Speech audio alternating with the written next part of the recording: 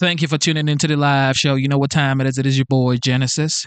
It is currently 11:03 p.m. and today's date is the 22nd of February 2025. Welcome, ladies and gentlemen. How are you doing? All right, we are back for another chapter. Okay, we're back for another one. We're gonna have a good time, and nobody is gonna stop this good time. Okay, okay. It is currently well, today's Saturday. Okay. Have you been having a wonderful weekend? And have you gotten some rest? Hmm. No. Okay. Ladies and gentlemen, it is time to get the show started. Here we go.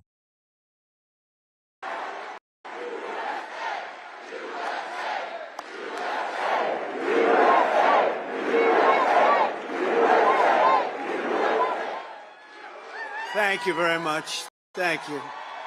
Thank you. And a very special hello to CPAC. It's been a long time. We've loved being back, and it's hotter than ever. This place is packed. You got to see outside. They don't know what's happening. They have no idea what's happening. And a friend is here from Argentina, and a friend is here from Poland. Stand up.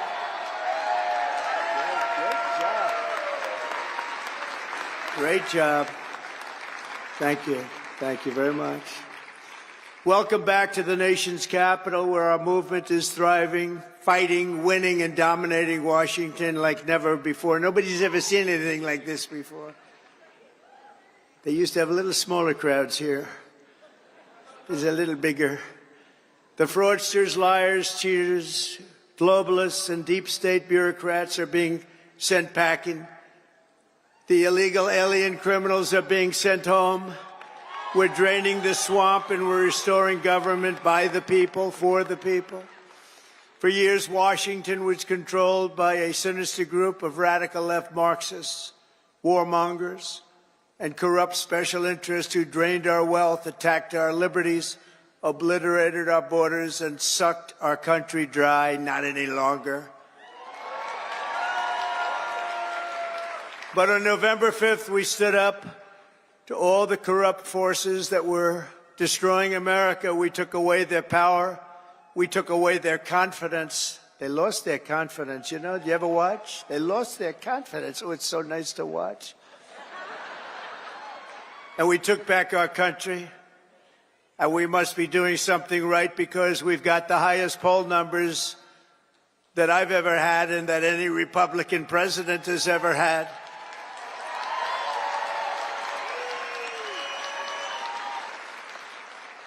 And our approval rating is now the highest ever across all demographics. Rasmussen just came out at 56%, Insider Advantage 56%, RMG Research 57%, and we have many polls in the mid-60s, one at 71%. We like that, 71. And according to YouGov, a big deal, 70% of Americans believe that what we are doing is right, and we are keeping our promises. That's all we're doing, when you think, is keeping our promises. That's all we had to do. And their promises weren't worthwhile to go and vote for. They loved men playing in women's sports, open borders, little things like that. But don't tell them. Don't tell them. Keep it quiet. We'll tell them about a week before the next election. Now keep it quiet. Let them think it's a great thing what they're doing. You saw Maine yesterday, right? The governor of Maine.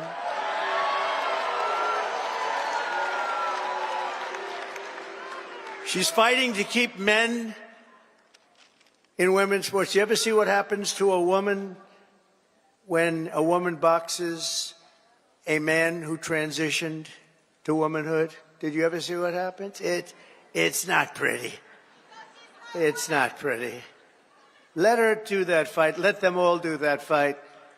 Because I think that's about a 90-10 issue, and I can't figure out who the 10% are.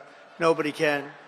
So today I want to say thank you to all of the incredible patriots of CPAC and all of the incredible patriots in our country. 77 million, and it's actually much more than that because despite that, they cheated like hell. It was just too big to rig.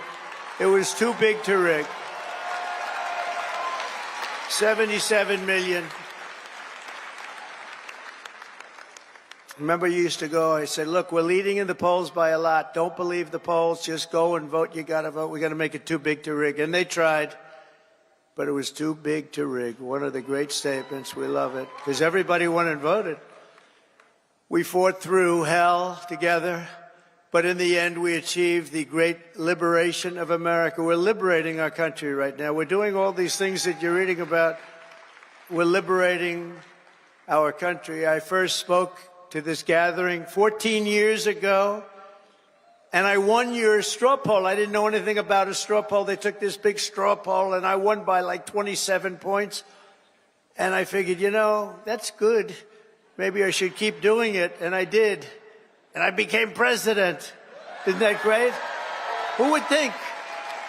Who would think? But he became president, too. He's a MAGA guy, too. Make Argentina great again, right? Make Argentina great again. I kept hearing about this man. I kept hearing about this man in beautiful Argentina, and it is beautiful, but boy, did it have inflation. Inflation made it less beautiful. I hear you're doing fantastically. We're very proud of you, actually. And make Argentina great again. Thank you very much. Great honor to have you. But now it's my honor to address you for the first time as your 47th President of the United States.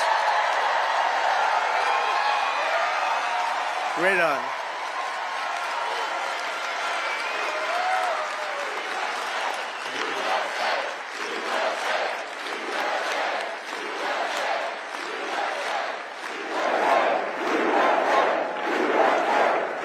I want to begin by thanking Matt and Mercedes Schlapp for the incredible job they do, and everyone they put together. They put together an amazing team, the American Conservative Union, for organizing this event.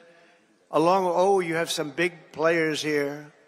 Senator Ted Cruz, Eric Schmidt, Jim Banks of Indiana. Where's Eric? Where is Eric? Is it? Hello, Eric. You can see Eric anywhere. If he's right in the back of the room, he stands up. They're all good. These are great people. Representatives Riley Moore, James Comer, Harriet Hagerman, Byron Donalds. Our great Attorney General, she's going to be great, Pam Bondi. Where's Pam? I don't know where she is. So many people. So many people. Secretary Doug Burgum. Secretary Chris Wright. Oh, he's going to get that energy out of the ground. Secretary Scott Turner. Our next ambassador to the United Nations, Elise Stefanik, who just gave a great speech, by the way. A very good friend of mine. Is this guy central casting, though? Tom Homan. Is he central casting?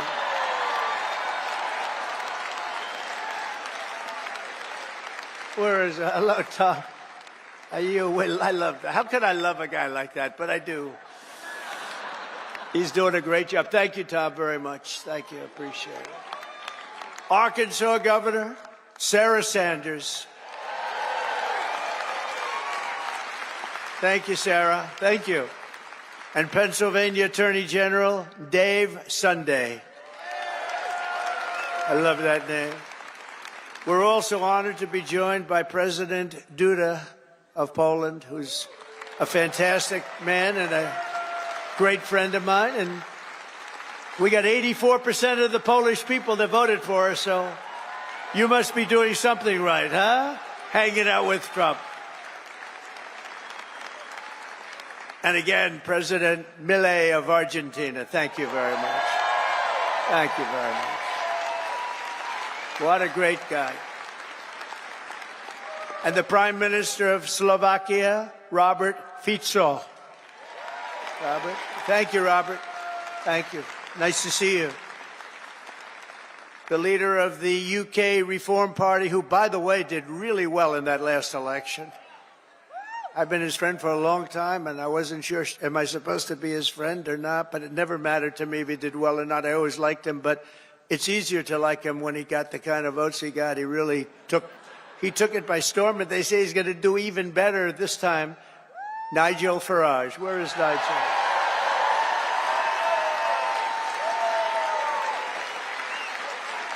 Thank you, Nigel. Thank you. What a great guy. The leader of Spain's Vox Party, Santiago Obiscal. Thank you, Santiago. Thank you. Thank you very much. I thought that was you. Thank you very much. Great job you're doing.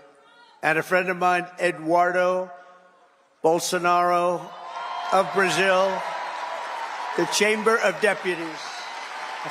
Thank you. Thank you. Say hello to your father. Thank you very much. Great family. Great gentleman and your great family. And our great First Lady, Melania, is watching us right now on television. So give her a hand. Give her a hand. Whoa.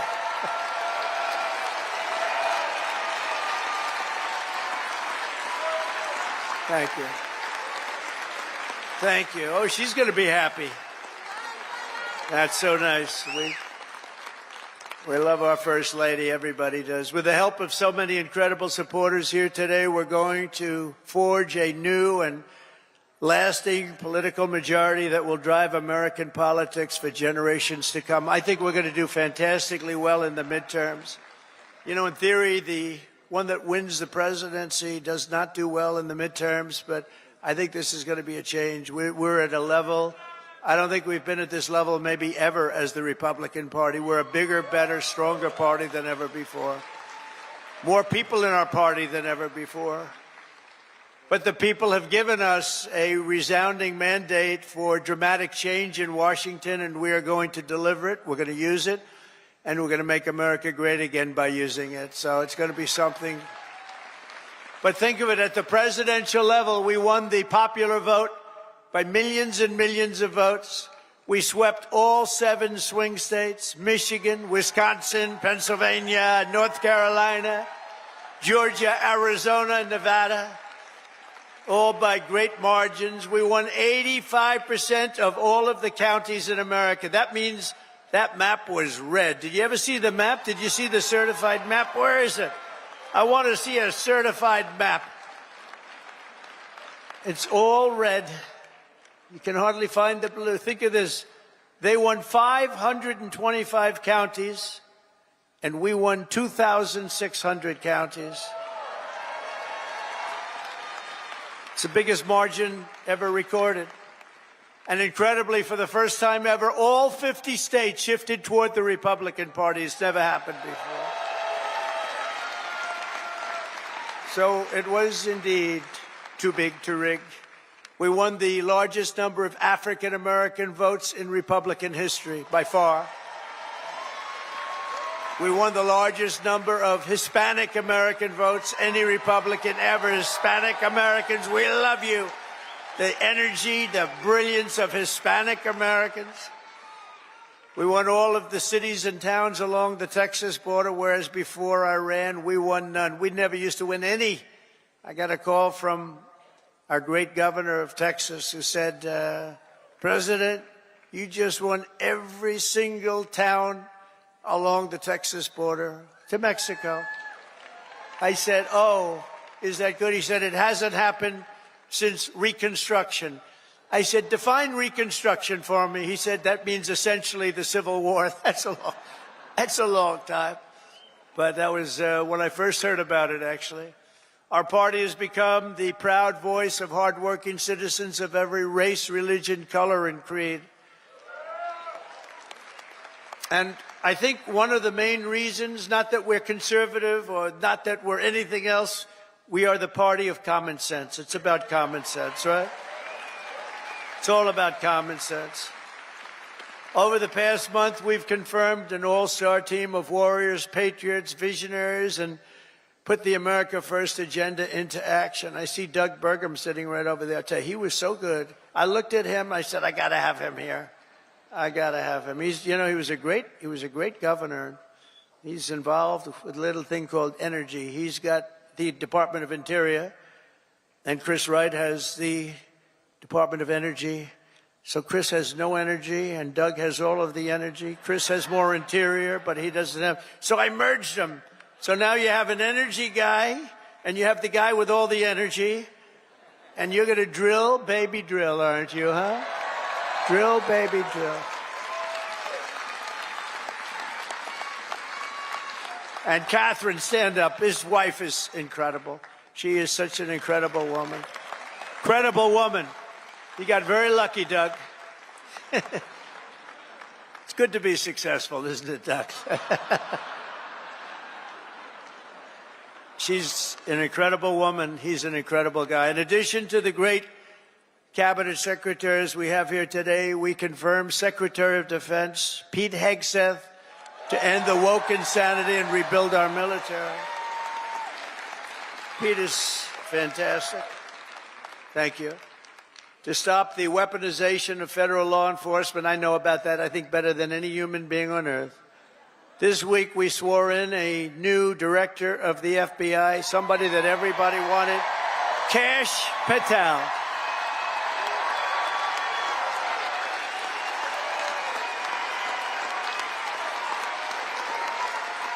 Kash is great. He's a popular guy. He went through with the blessing of a lot of good people, too. I'll tell you, it was great. To end the politicalization of our intelligence agencies, we confirmed Director of National Intelligence, Tulsi Gabbard, who is something very respected, highly respected. And to make America healthy again, we confirmed Secretary of Health and Human Services, Robert F. Kennedy, Jr.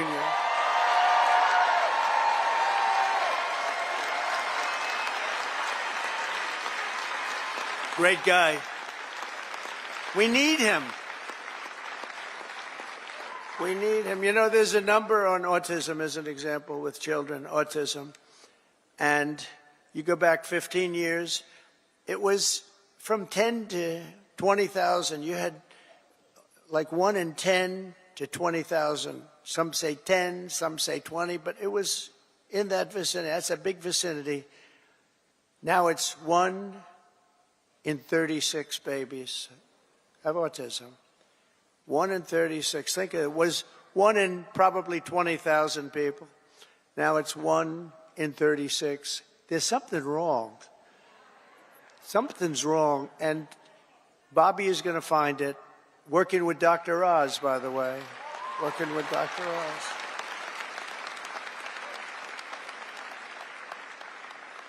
Together, we've achieved more in 4 weeks than most administrations achieve in 4 years. We made a lot of progress. I heard O'Reilly last night say Donald Trump, for the first 4 weeks, is the greatest president ever in the history of our country. That was O'Reilly. Bill O'Reilly is all right. You know who he said second was? George Washington. That's not bad. I beat George Washington. I love beating George Washington. Thank you, Bill. On our first day in office, we declared a national emergency at our southern border. After years of politicians using our military to defend foreign borders while leaving our country defenseless and helpless, we deployed a group of people, active duty troops, to defend our border and repel the invasion of our country. This was an invasion. You know, we had a great first term, a really great first term, and I called it an invasion. And we had great numbers, but now we have the best numbers we've ever had. We've never had numbers like this. We've done it all in 4 weeks. Think of it. That was Tom Homan, Kristi Noem, the whole group.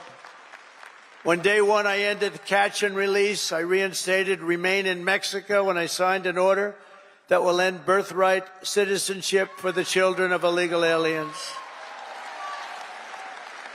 Because it wasn't meant for these children. It wasn't meant for people that escaped or invaded.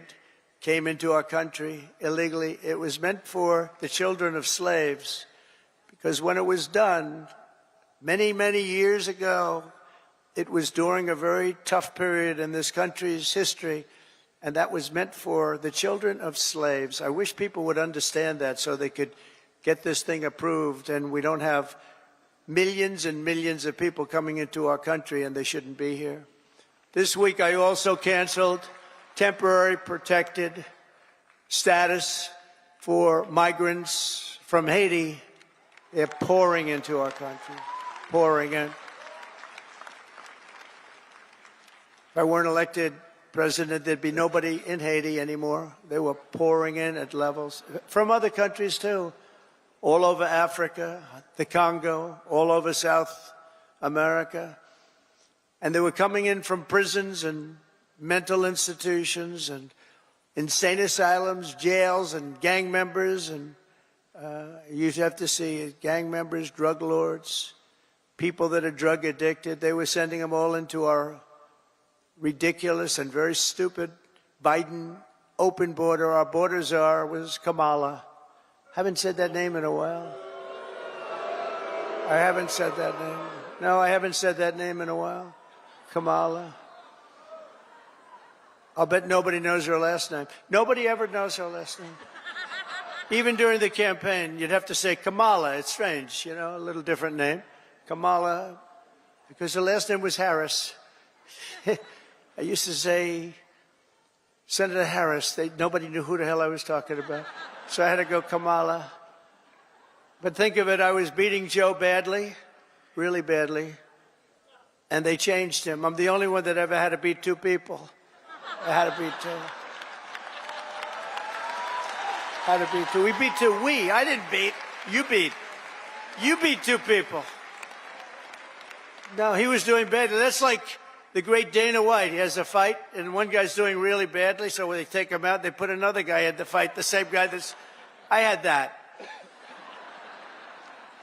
Never happened before. A lot of things we do never happened before. Do you ever notice that? We're the first in everything. So we beat two candidates. They said, who do you run against? Well, we ran against Biden, and we ran against Kamala Harris. But illegal border crossings now have plummeted by almost 100%. The border czar never called the border, never called the great people of the border. They have unbelievable... I called them so much they couldn't take my calls. They hated me. But then they became to love me. You know why? Because the border people want to have great borders. But you have to call them on occasion. How are we doing today? Pete, how are we doing? You have to call. And we called the right guys. I became friends. You know, the Border Patrol endorsed me. And these people, you have no idea. They weren't supposed to, because you're not supposed to do that. I don't think you're allowed to do it. Actually, they did it anyway. They said, this is crazy. But these are great people, and ICE, and our general law enforcement, and by the way, our great, great firemen and firewomen, too.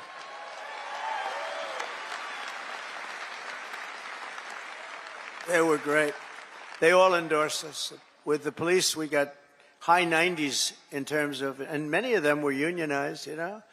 We have a young lady who's right now going for the Department of Labor, and she tends to be a little bit on the slightly left of center. And everybody said, why did I do that? I said, you know why I did that? Because unions like her and labor likes her and a lot of people like her, and she's very solid, very strong, and she's going to do the right thing. But they all voted for us. They didn't vote for me, they voted for us. We got the Teamsters, we got the firefighters, we got the police, we got the auto workers. We're so great. We had tremendous support, so I think it's nice to give them a person in the center, because that's what she's going to be very good, I think. But a lot of people said, why'd you do that? I said, because I want to do something nice for these people that voted for me. Oh, gee, what a great political move that was. Now they're all saying, what a great political move. No, it's all common sense. Remember that. Remember that. Sean O'Brien was fantastic. The whole group, they were great. Over the past few weeks, we've begun the largest deportation operation in American history, larger even than that of President Dwight D. Eisenhower, a very moderate man, but He was very strong on that. He didn't like people running into our country and taking over our country. I'll tell you, I had 4 years. I don't know if you had this. I couldn't stand it. Don't get angry. Donald, don't get angry, please. I couldn't stand it. Watching these people come in from jails and mental institutions and the worst criminals in the street, gang members being dropped off in buses and bust into our country. I couldn't stand it. So I said, I'm going to run for president again. And now we don't have that problem. Now we don't have that problem anymore.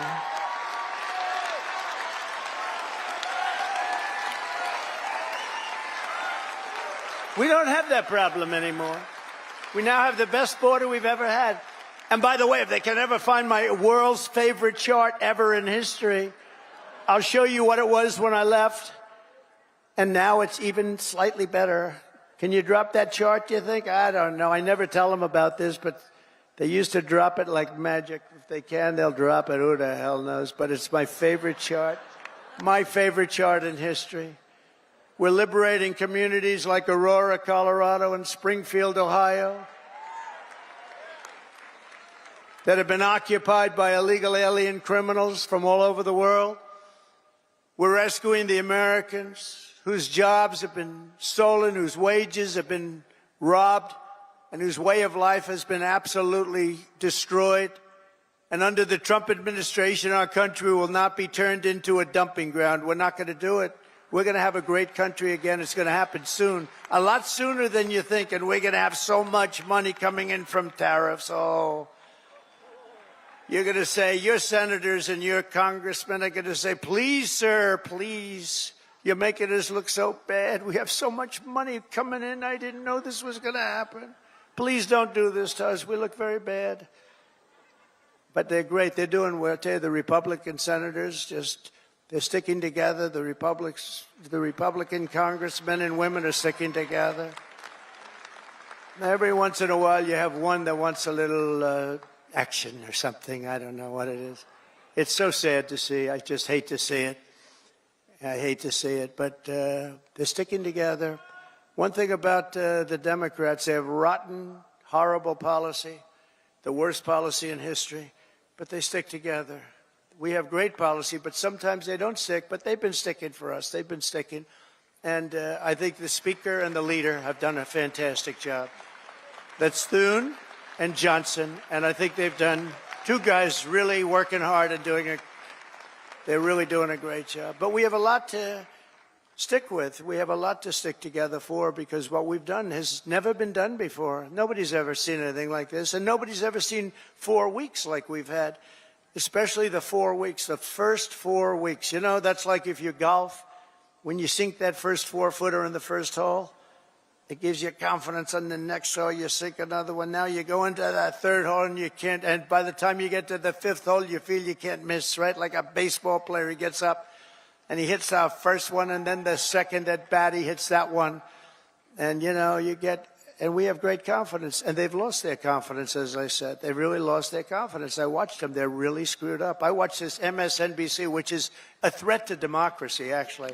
They're stone cold mean, but they're stuttering.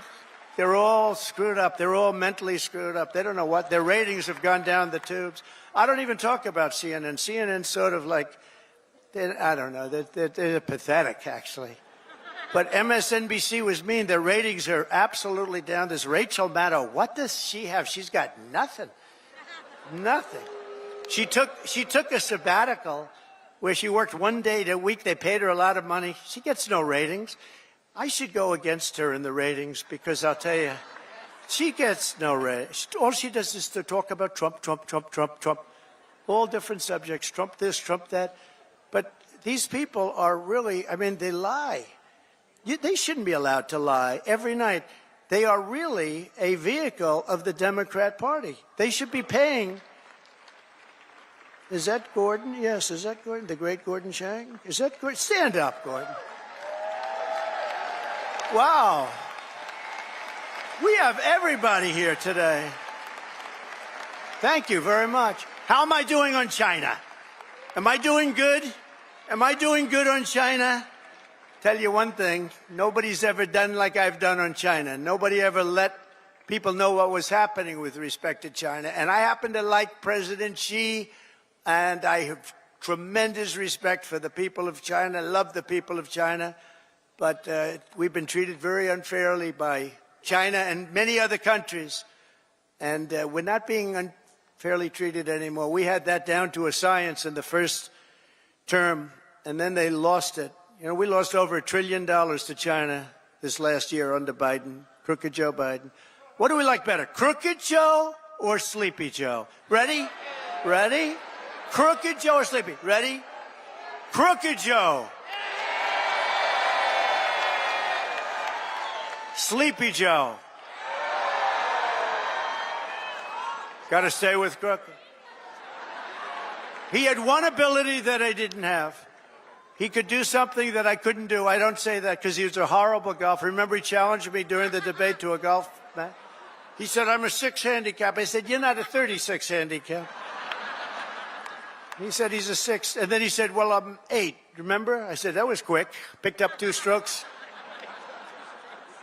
He said, no, I'm an 8. But he's not a 36 handicap. But he had one ability that was amazing.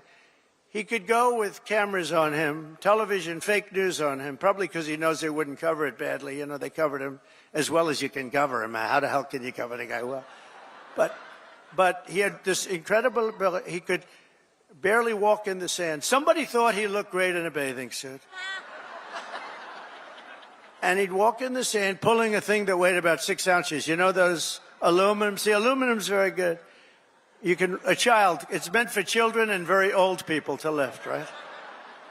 So he would put it down, and he'd put it down, and he'd fall into it, and he'd immediately fall asleep in front of the media. I could never do that. That's the only thing. That's the only thing. I could never do it. No, he was Sleepy Joe, but he was crooked as hell. You know, there's no question. He was a sleepy, crooked guy. Terrible, terrible president. He was the worst president in the history of our country. I don't care. I'll say it. Jimmy Carter passed away recently, and he passed away a happy man. He was a happy man when he passed away because he said that it's not even close.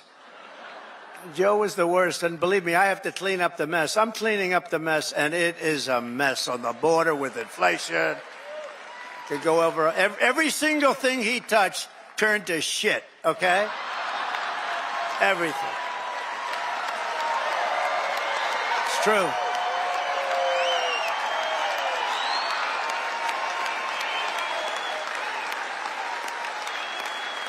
It's true. That's true. Now Franklin Graham's angry at me. You know that. Franklin wrote me a letter. He said, I love your speeches. I love them so much. But they'd be better if you would never use foul language. And I told him, I said, Franklin, you know, Franklin Graham's a great guy, by the way, does a great job. The son of the great Billy Graham, right? But I said to Franklin, you know, sometimes you need it for emphasis. And he said, no, they'd be even better if you wouldn't use any bad language. That's not really a terrible word, you know. But that's a much more appropriate word, a better. What word would I use to describe? What word could I use? It's and we have to be truthful too. So you know, all countries are now taking their illegal aliens back, even those that stated strongly, "We will never take them back. Don't ever send them to us." But they said that during the Biden administration. They never said it during my administration. Venezuela's taking them back. Colombia's taking them back. Remember, Colombia said, we will not take them back, he said. And within about 13 minutes, I think, we would love to take them back. In fact, we will send our planes to pick them up. Remember? And they said, what happened? What happened? And you see these Venezuelan planes loaded up with some real nice people. You wouldn't have wanted to be the pilot on any of those planes. But they know we're not playing games, and just this week I officially designated bloodthirsty cartels and murderous gangs as foreign terrorist organizations, something which Biden didn't want to do and nobody wanted to do. It's true. The full might and power of the federal government will now be dedicated to eradicating MS-13, Tren de Aragua. That's the Venezuelan prison gangs. These are very nice fellows. The only thing good about them is they make our criminals look like nice people. It's true. Remember when they used to say, people that come in from foreign countries are nice people. These are wonderful people. These are good people. They're not murderers. They're not terrible. These people make us look like babies, okay? You know the Hells Angels? They're among the nicest people on earth when you compare them to these thugs. And the Hells Angels actually love our country, if you can believe that. They actually do. But their members and their leaders in the United States will be hunted down. I'm talking about MS-13. They're hunting them down. We removed tens of thousands, MS-13, Tren de Aragua, rooted out, arrested, and expelled from our soil like the savage monsters that they are. We don't have anybody coming up from Argentina. Nobody's coming up from Argentina to facilitate the mass removal of criminal aliens. I also issued an executive order to make available the full capacity and detention.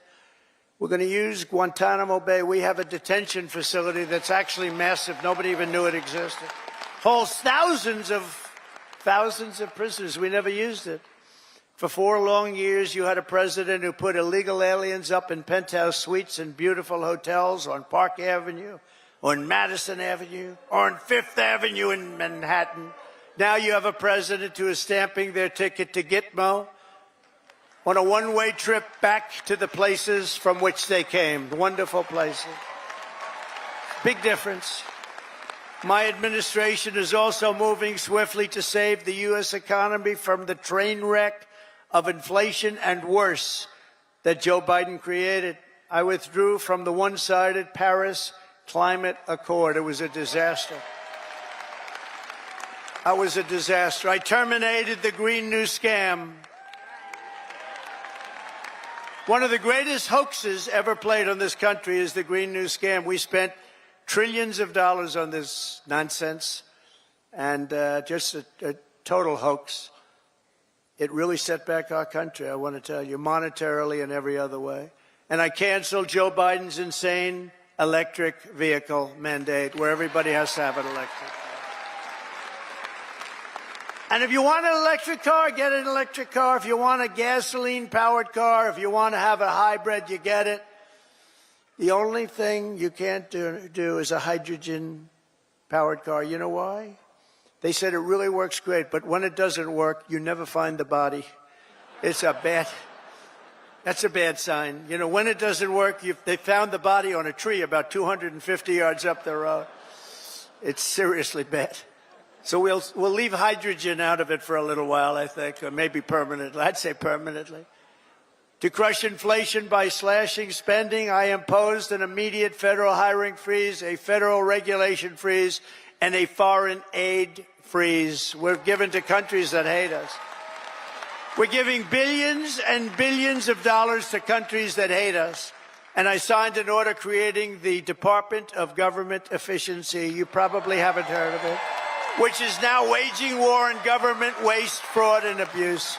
And Elon is doing a great job. He's doing a great job.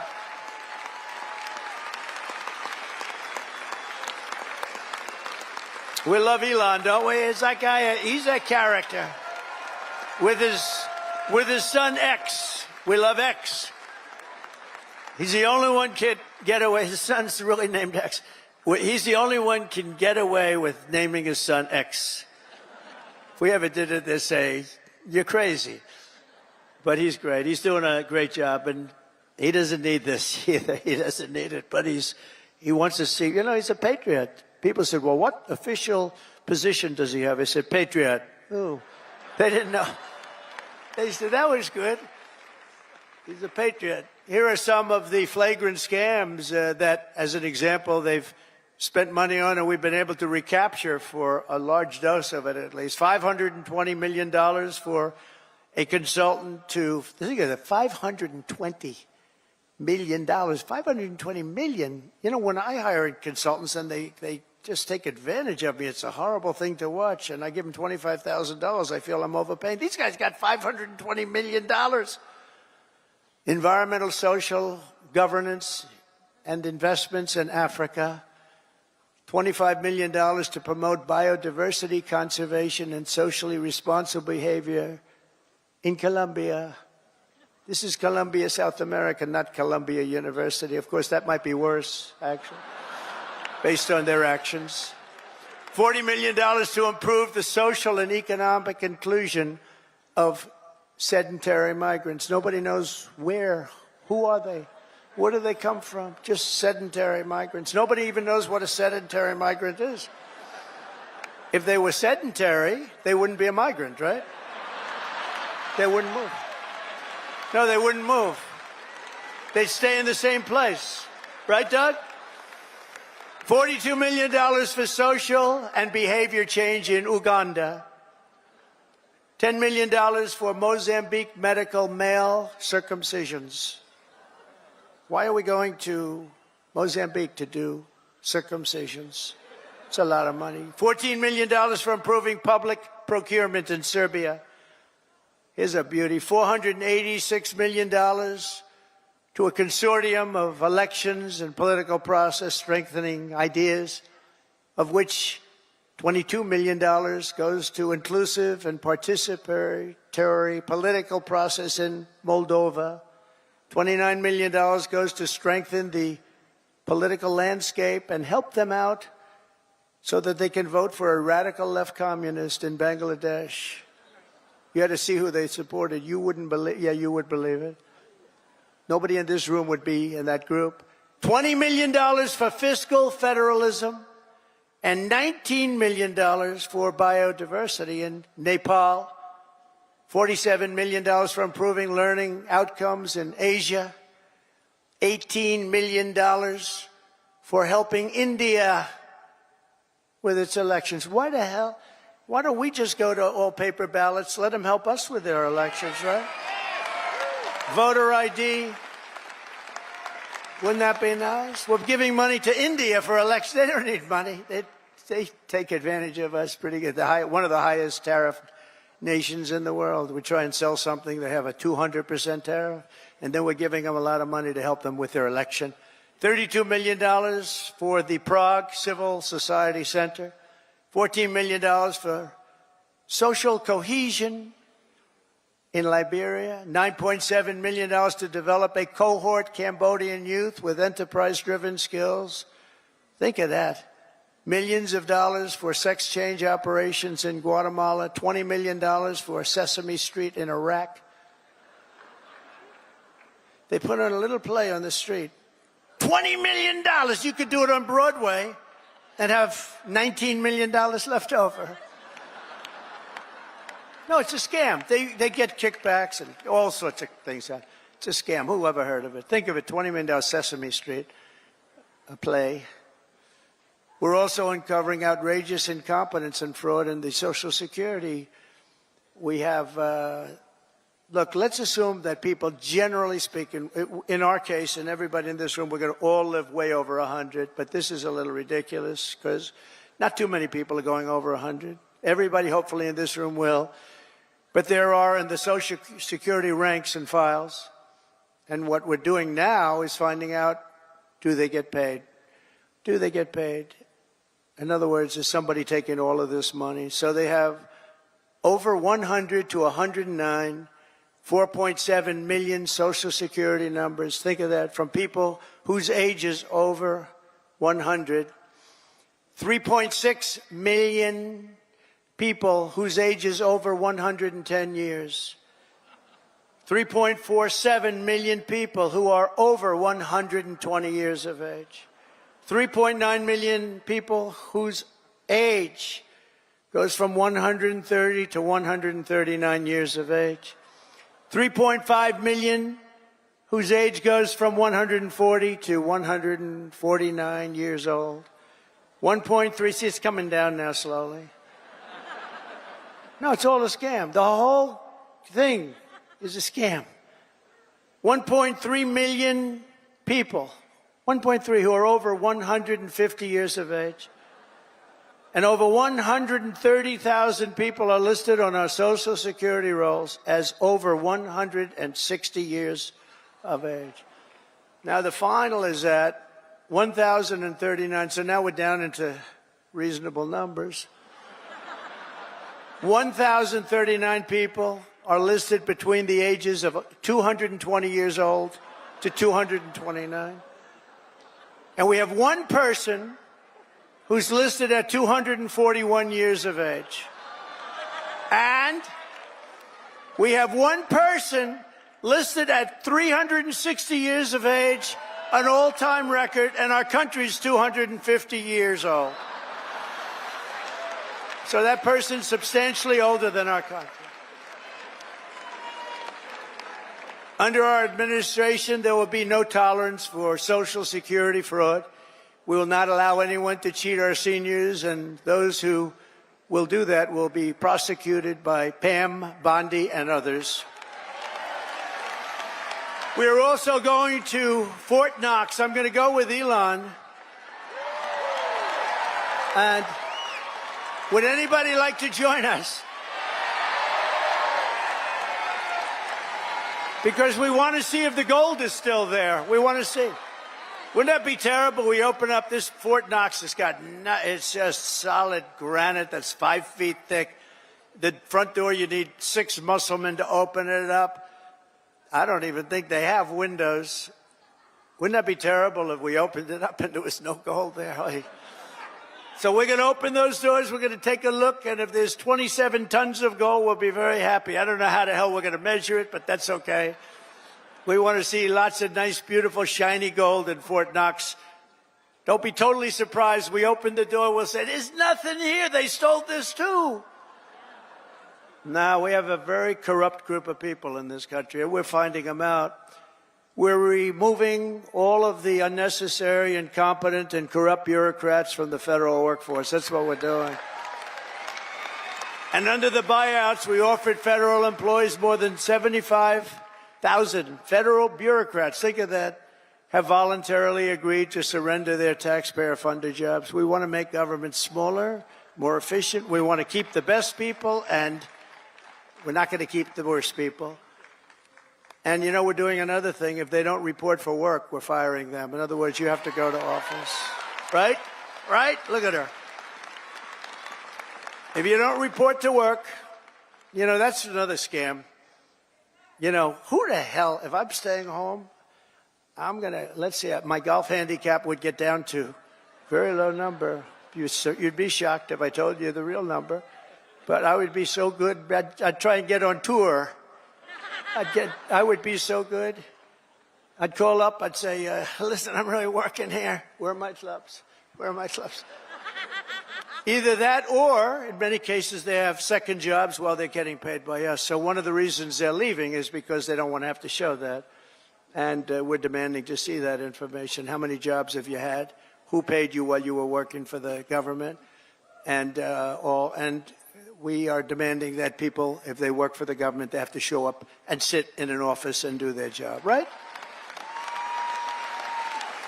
And we've also effectively ended the left-wing scam known as USAID, the agency's name. Has been removed from its former building, and that space will now house agents from Customs and Border Patrol. Beautiful. And at the ultra-left CFPB, which was terrible. So many people have been hurt by that. I used to get calls from lending officers, from owners of small banks, and they were almost crying. What they did to those people, they destroyed them, put them out of business. It was established by Elizabeth Pocahontas Warren. Does anyone know? Remember the Pocahontas scam? I'm an Indian, therefore I'm entitled to be a senator. I'm an Indian. She said, could we see proof of that, please? She said, well, the only proof I have is my mother said I have high cheekbones. Oh, that's no good, right? Remember she went out? I really spooked her, I tell you. Remember she went out, she couldn't take it anymore. She was calling her Pocahontas, Pocahontas. Everyone knew she was not an Indian. I had more Indian blood than her, and I have no Indian blood. I'd be honored to, but I don't have any, but I had more than her. Do you remember she went out and she had a blood test?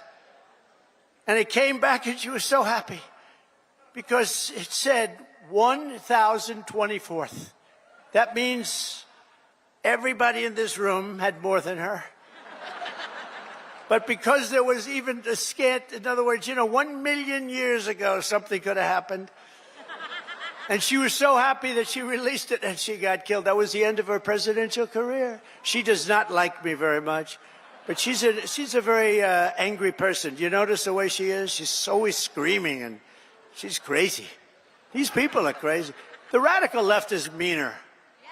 I don't know what it is, Doug. They're meaner than us, aren't they? We're like normal people. We're smart. We get our word, but we don't go crazy.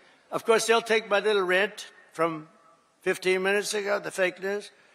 He lost control on the stage. He lost control. And they'll have me screaming, having to do with Franklin, poor Franklin. He lost control of the stage. Oh, these people are bad. They are really sick, too. I don't get it. You think they'd want to love our country. They have no ratings anymore. Nobody listens to them. Nobody believes the fake New York Times. Washington Post is doing no business. They're losing all their business. Nobody believes them. But we've escorted the radical left bureaucrats out of the building and locked the doors behind them. We've gotten rid of thousands. I withdrew the United States from the corrupt World Health Organization. I withdrew from the anti-Semitic UN Human Rights Council. The council is horrible, and I withdrew from the terror-supporting UN Relief and Works Agency. The UN has such great potential, but not the way it's run now. It's terrible the way it's run now. We stopped all taxpayer money to these corrupt institutions. And by the way, just so, because who the hell knows, we got to talk about something very important. The war between Russia and Ukraine. People are being killed, mostly young men, mostly Russian and Ukrainian men, at levels you've never seen before. Thousands of people a week. And I've spoken to President Putin, and I think that thing is going to end, but it's got to end. It's a horrible, horrible thing to watch. I'm dealing with President Zelensky. I'm dealing with President Putin. I'm trying to get the money back or secured, because, Europe has given $100 billion. The United States has given $350 billion because we had a stupid, incompetent president and administration. 350. But here's worse.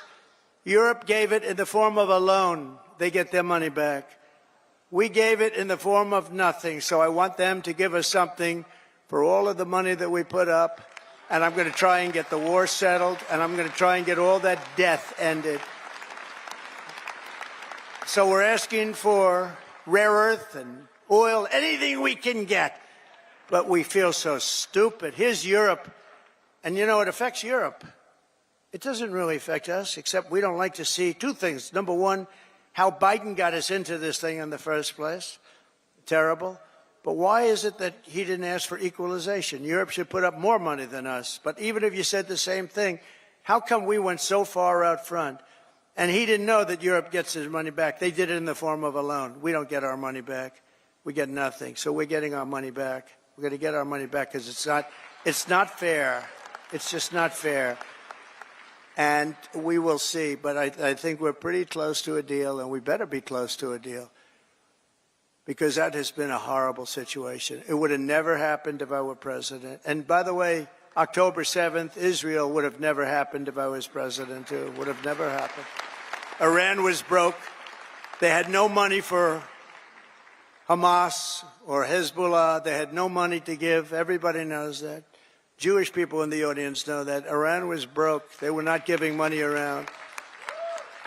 And when I got out, they took all the sanctions off Biden, and Iran became rich very quickly. With oil, you can become rich very, very quickly. And the the rest is history. What a horrible thing. Even though the hostages are coming back, I saw it this morning where we got 6 more back. Biden got none back, by the way, just so you understand. None. 0. He would have never gotten any of them back.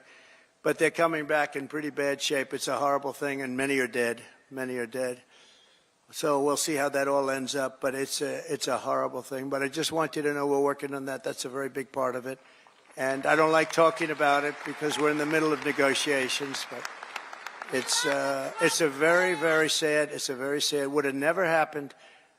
There was no way. Russia was never going to go in, and they went in because of a lot of reasons, and so many people are dead. Far more people are dead than you're reading about. You know, when they blow up all these cities, all those cities they look like demolition sites. Every single building is down. All of those beautiful golden towers that are 1,000 years old, they're lying on the ground in smithereens, blown to smithereens. There's nothing left of them. They're just lying on the ground, never to be rebuilt again, not possible to rebuild them again.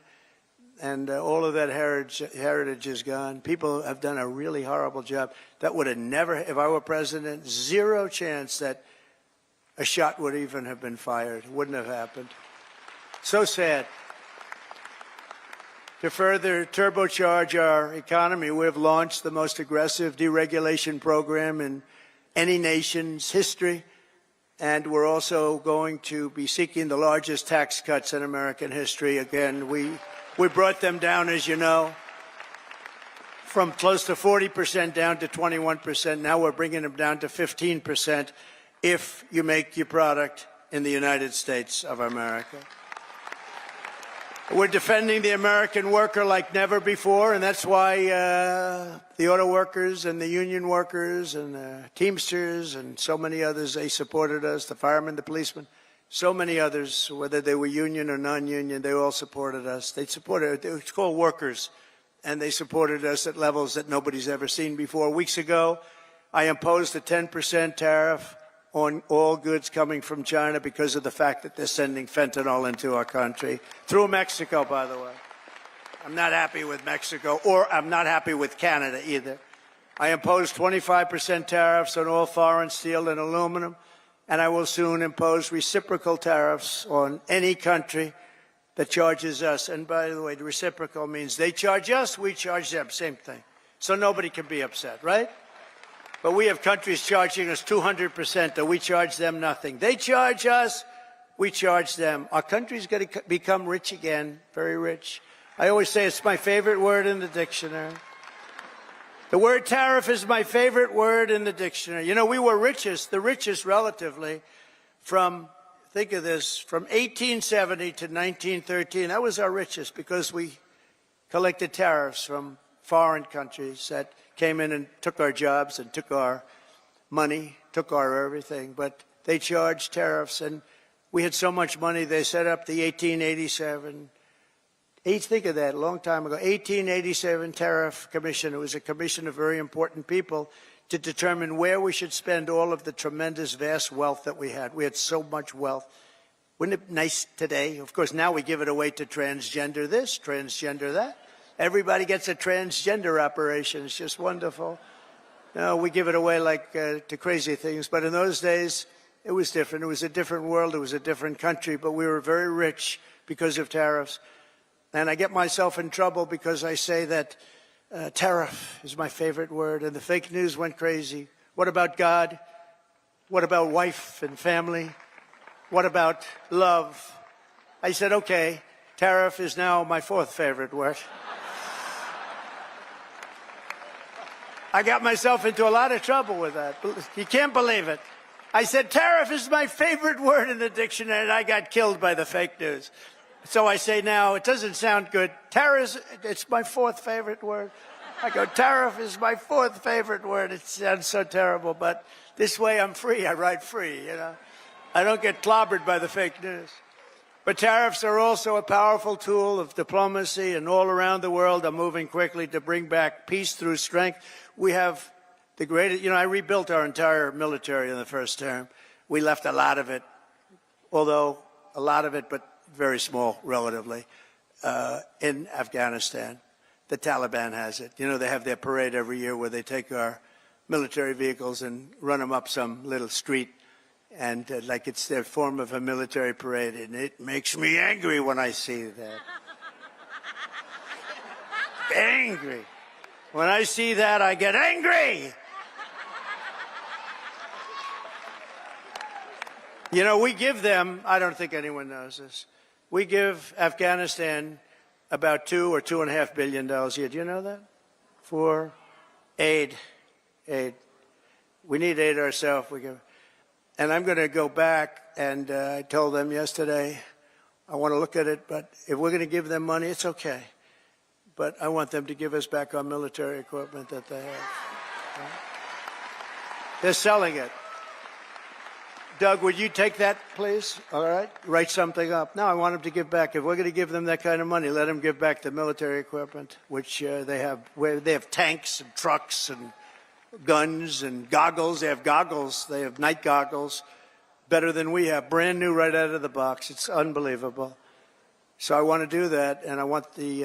If we're going to pay them, I want to get that equipment back. Okay, Doug can do it. He's one of the guys. He's a business guy. To him, he's sitting there saying, how the hell did this ever happen, right? Can you believe it? We give them billions of dollars, and we gave them our military equipment. Just tremendous numbers of billions of dollars worth of military, billions and billions. We have a ceasefire in Gaza, and we're joined today by several survivors of the captivity under Hamas, including Noah Argamani and Ilana Gretufsky. Wow, look at that. How beautiful. What a beautiful group of people. Wow. Thank you very much.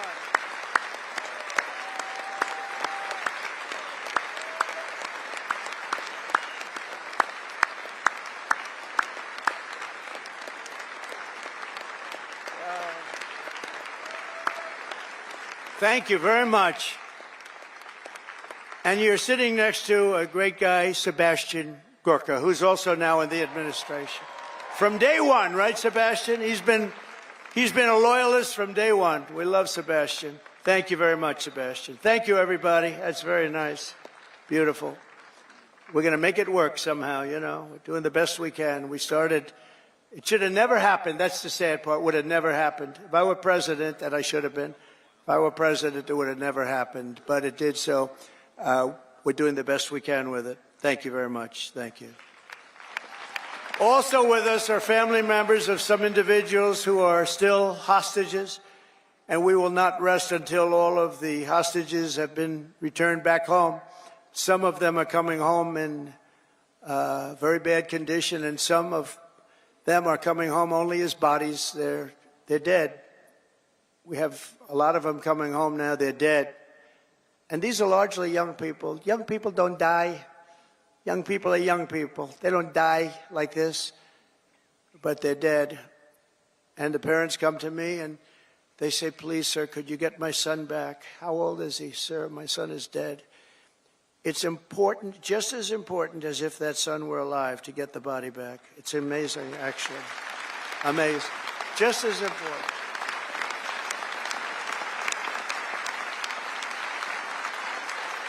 Thank you.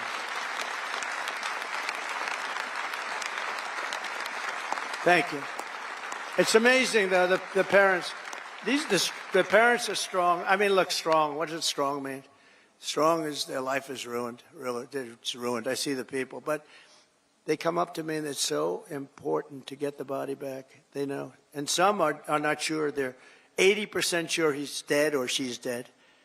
But they have that little glimmer of hope. And I say, let them have that hope, right? Let them have that hope. But getting the body back is just as important as getting the son back healthy or the daughter back healthy. It's amazing to see when I see the level of intensity and love and sorrow and tragedy. As I said in my inaugural address, it's my hope that my greatest legacy will be as a peacemaker, not a conqueror. I don't want to be a conqueror.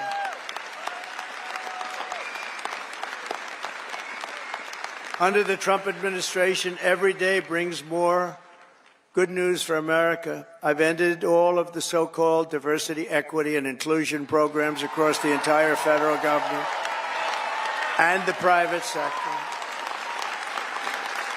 and notified every single government DEI officer that their job has been deleted. They're gone. They're fired. You're fired. Get out.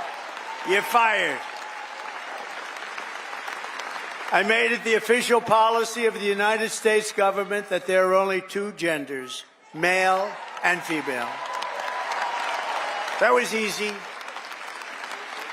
I banned men from competing in women's sports. And I also proudly banned the use of, thank you. We banned the use of puberty blockers, hormone injections, and other chemical and surgical mutilation of your youth. Could you imagine making a speech like this 10 years ago? People would say, what the hell is he talking about, right? This is a sickness that came along with critical race theory and all of the other things that we had to put up with. And it's all out now, critical race theory and transgender insanity. It's all gone from our schools and from our military. And I believe it's gone, too. I think we've turned the heads of even the people that, if you can believe they're believers, I don't know if they were, but I believe that it's all gone. And I've directed the reinstatement of any service member who was expelled from the armed forces due to the COVID vaccine mandate. They will be returned to their former rank with full back pay. Full back pay.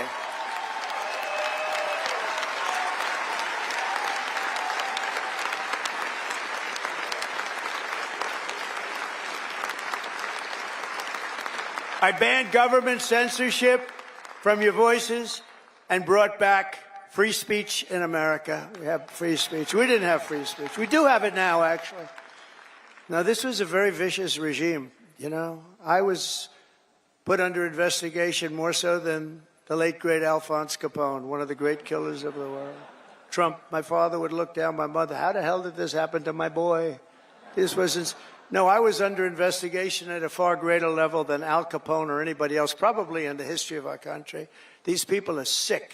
They're sick. They're bad people. I ended Joe Biden's weaponization as soon as I got in. I said, I'm going to hit him with the same stuff. But I ended his whole weaponization of our government and removed his hand-picked radical left Marxist prosecutors from the Department of Justice. I was so happy to do that. They weaponized government. They weaponized government. I pardoned hundreds and hundreds of Biden's political prisoners, including Christians, pro-life activists, and the J6 hostages who were treated terribly for years.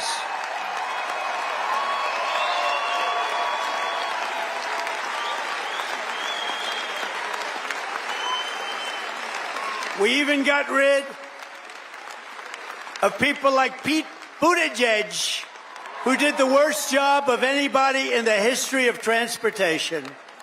What a bunch of losers.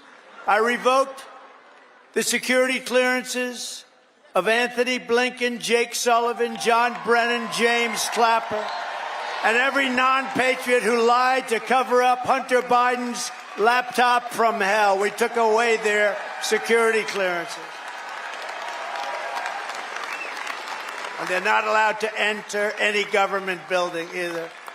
I also revoked Joe Biden's security clearances, the Biden crime family security clearances, and they'll no longer be allowed to access state secrets while selling themselves all around the world. Oh, well. Now, these were bad people. These were bad people. And I do that because this should never be allowed to happen again. What happened to me in this administration, what happened on J6, what happened on all of the things they did that were so bad, should never, ever be allowed to happen again. And on a friendlier note, I renamed the Gulf of Mexico the Gulf of America.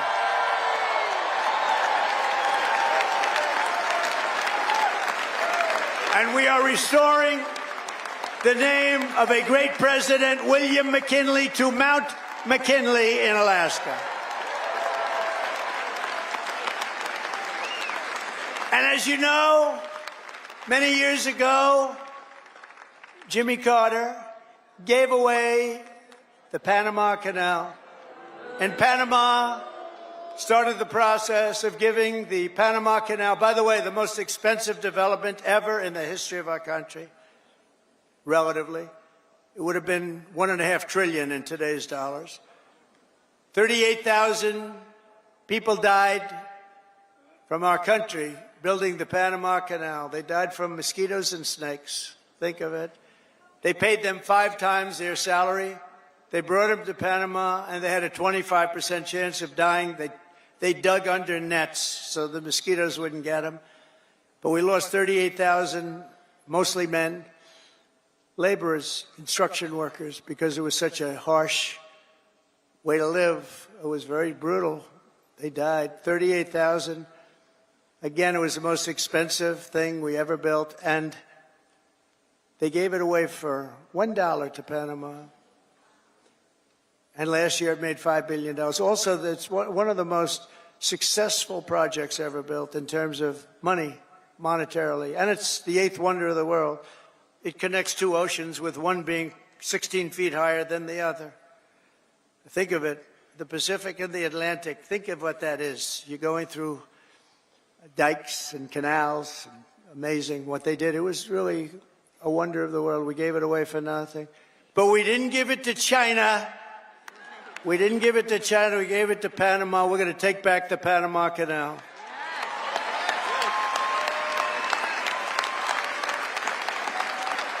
In a matter of weeks, we have restored America's pride, America's confidence, and America's spirit. According to a brand new poll from Rasmussen, the number of Americans who believe we are on the right track now exceeds the number who think we're on the wrong track. This is the first time in 23 years. That's hard to believe.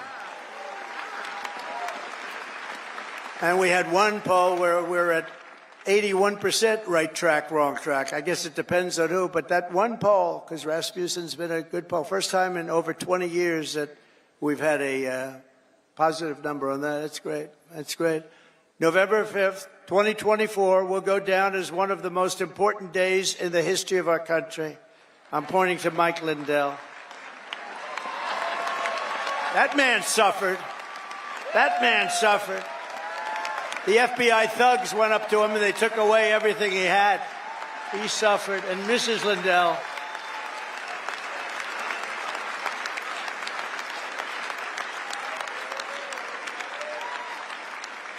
was a great guy. They went after him. It was just terrible. This was a vicious weaponization of your government.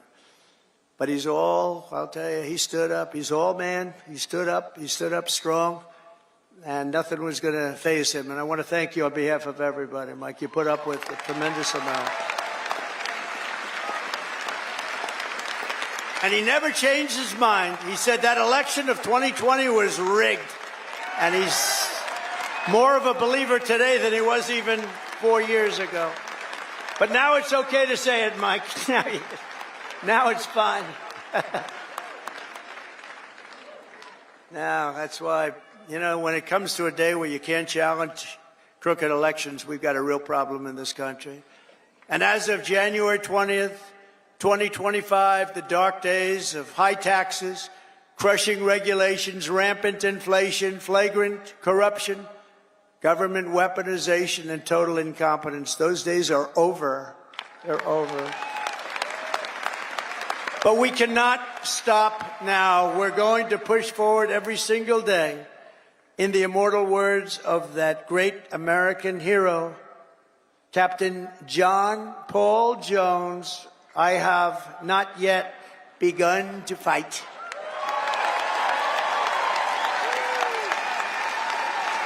And neither have you.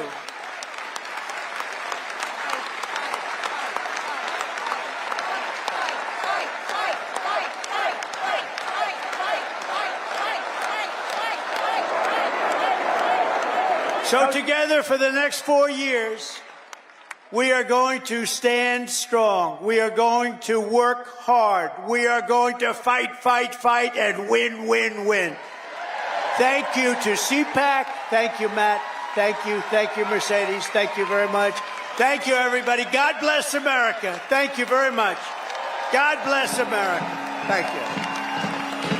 Thank you. Thank you for tuning into the live show. You know what time it is. It is your boy, Genesis.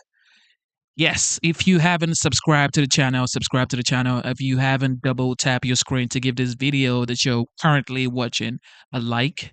Double tap your screen twice to give this video a like. Okay, with that being said, we just saw the speech at CPAC by the legendary Donald J. Trump, the 47th President of the United States. All right, how are we doing?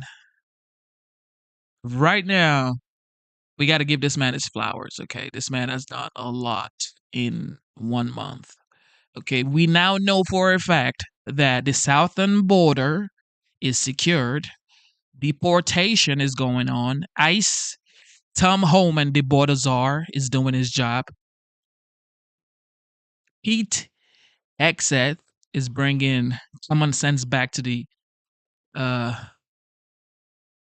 Pentagon. Of course, Kash Patel has been confirmed yesterday. Oh ho, this next 4 years is going to be spicy. All right, Tom Homan had his own speech at CPAC. Let's listen to that right now.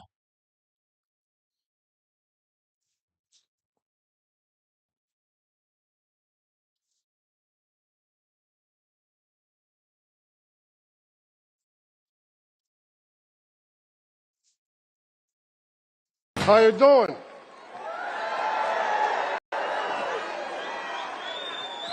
Look, let me start out by saying this. If I offend anybody today, I don't give a shit.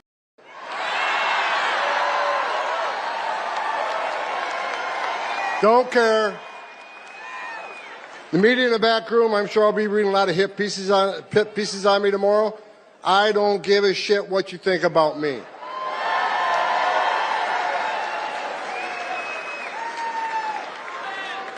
I get asked all the time, does it bother you? There's a big part of this country that hates your guts. I don't care. I don't care. Because we got a job to do. You know, I wake up every day for the last 4 years pissed off because the Biden administration took the most secure border in my lifetime and unsecured it on purpose. Right? I worked for 6 presidents starting with Ronald Reagan. Every president I ever worked for took steps to secure the border. Even Clinton and Obama took steps to secure the border because they clearly understood you can't have national security without border security. They got it. Joe Biden's the first president in history of the nation who came into office and unsecured the border on purpose. So for 4 years, I wake up every day pissed off. But that changed November 5th. Now I wake up every day excited because I work for the greatest president of my lifetime, Donald J. Trump.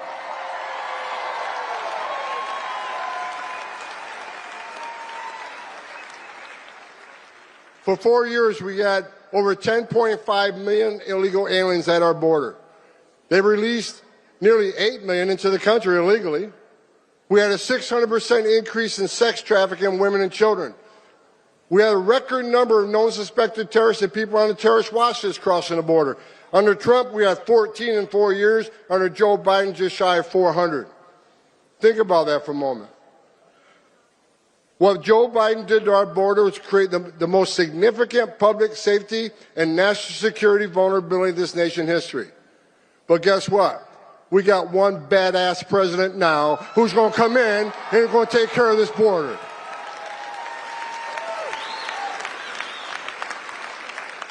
Look at the numbers last few days. I'm telling you, every morning I get up, I can't wait to go to work. Because I know that I have a president who's going to open up every avenue of law enforcement to this great nation. In under 4 weeks, we have illegal crossings on the border down 95%.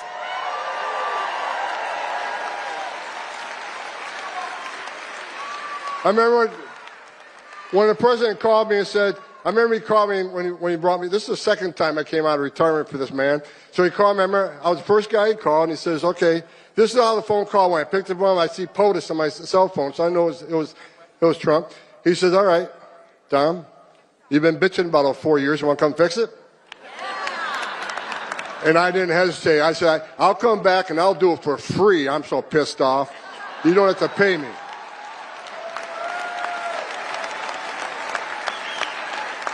And look, in less than a month, illegal crossings down 95%. ICE has arrested over 21,000 people in the nation.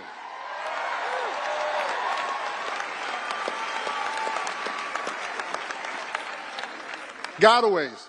Under President Biden, the gotaways, 2.2 million people crossed the border, weren't arrested because the Border Patrol was too busy making sandwiches, changing diapers, making baby formula, making hospital runs, dealing with humanitarian crisis.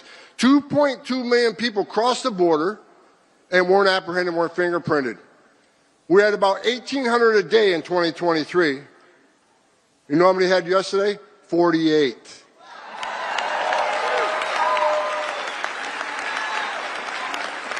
You're talking about 2,000 miles of border and only 48 people escaped, but that's 48 too many. I'm not going to be happy if that number is 0.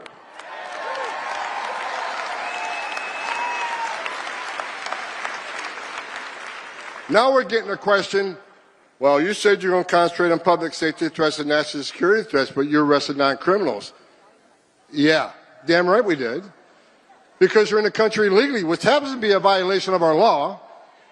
Entering this country illegally is a crime, and we're not going to forgive it.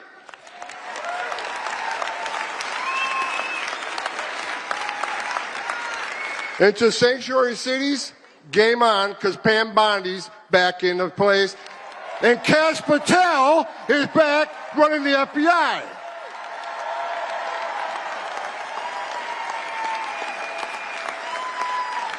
President Trump brought together one hell of a team, and every time I see one of these people get nominated and take their oath for office, I just get that much more excited. I'm afraid I'm going to have a heart attack one of these days because it just keeps getting better.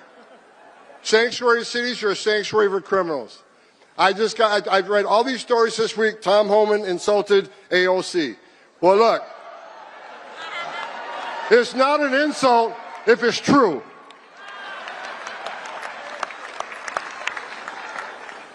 She says Homan has no game, he has nothing on me. Look, you can claim you're educating people according to their constitutional rights. I think she's a long ways away from being a constitutional scholar myself. Bottom line is, we know what the game is. You can claim you're educating people to their rights, but we know what the end game is.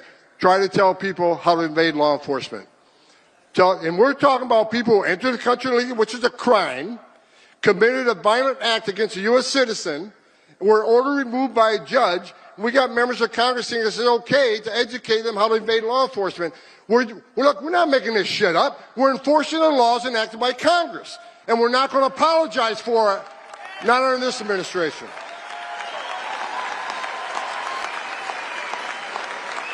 We got great governors out there. Governor Pritzker, you ain't one of them.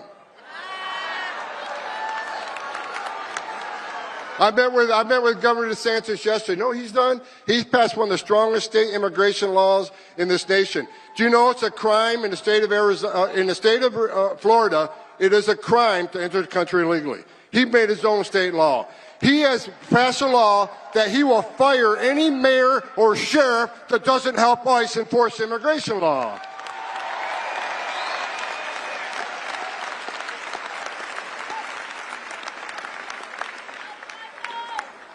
The men and women of the Border Patrol, I love each and every one of you wearing that green uniform. You're the finest 1% this country has.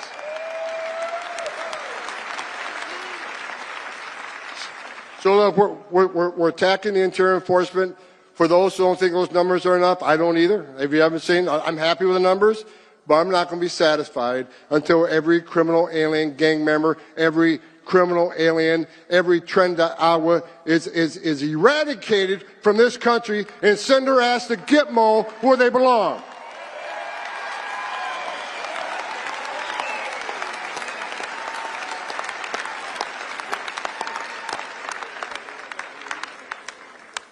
Damn, I love my job.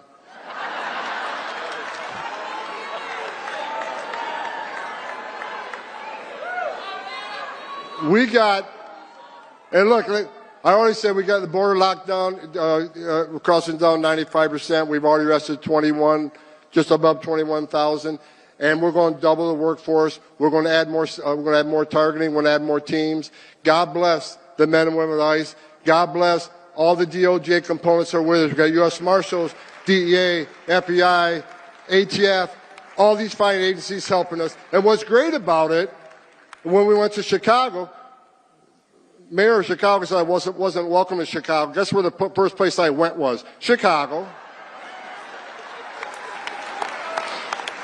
But having DEA and FBI there and ATF was great. We found an illegal alien with a gun. ATF does a criminal charge. We found an illegal alien with drugs. We prosecuted that crime. So we're prosecuting these people before we deport them, and that's exactly what we should be doing. We're going to make this country safe again.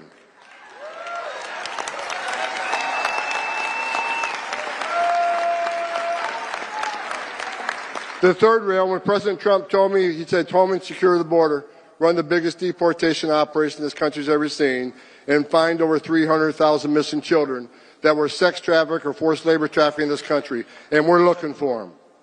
And we're going to save children.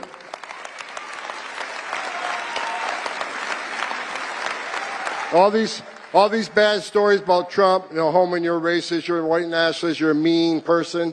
Okay, I'll take that. Because you know what Homan's doing? I'm working for the greatest president of my lifetime, and we're going to save lives. Because when 95% less people coming across the border, how many women ain't being raped? How many Americans aren't dying from fentanyl overdoses? How many no-suspected terrorists aren't getting in the country? How many women and children aren't sex trafficked in this country when you have a border lockdown? We're saving lives.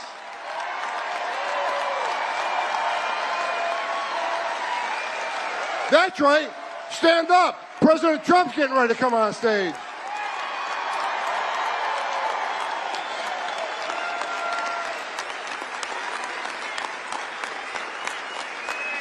I got another message to the criminal cartels of Mexico. At the RNC, I said a speech. I said two things at the speech. If you're in the country illegally, you better start packing now. We're keeping that promise. The other thing I said on stage at the RNC, that President Trump is going to designate the criminal cartels of Mexico as a terrorist organization. He's going to wipe you off the face of the earth.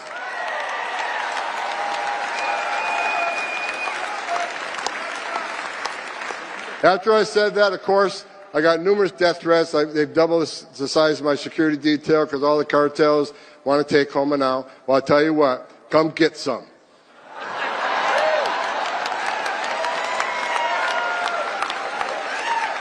You have killed more Americans than every terrorist organization in the world combined. You are now a terrorist organization. So word out to anybody that assists them, anybody that sells their drugs on the street, anybody that assists these cartels in any way, you are helping a terrorist organization, and the weight of the world's coming down on you.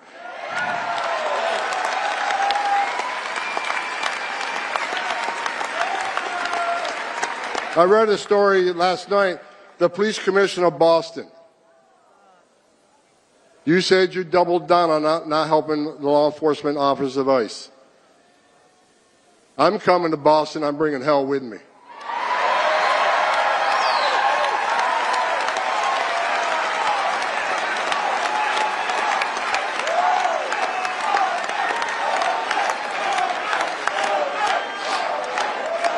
I looked at the numbers this morning. I stopped counting at 9.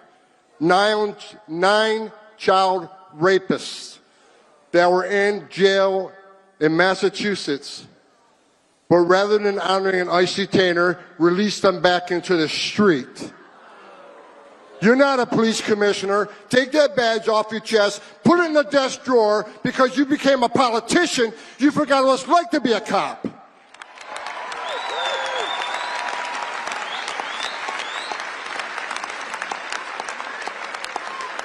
And guess what? The men and women of Immigration and Customs Enforcement, they found those predators, and they're locked back up, and we're going to deport them from the United States.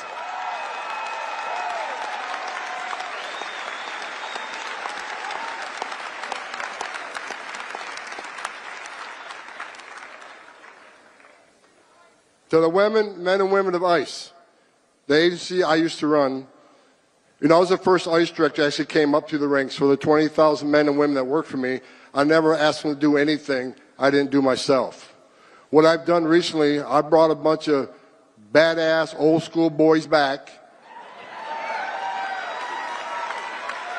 I got a guy named Mark Hall. Mark Hall went through the Border Patrol Academy in 1984. I said, Mark, you ready to come back and make a difference? And he dropped everything he did to come back. I'm bringing a bunch of old school people back to show the young folk how we did it and how we're going to do it.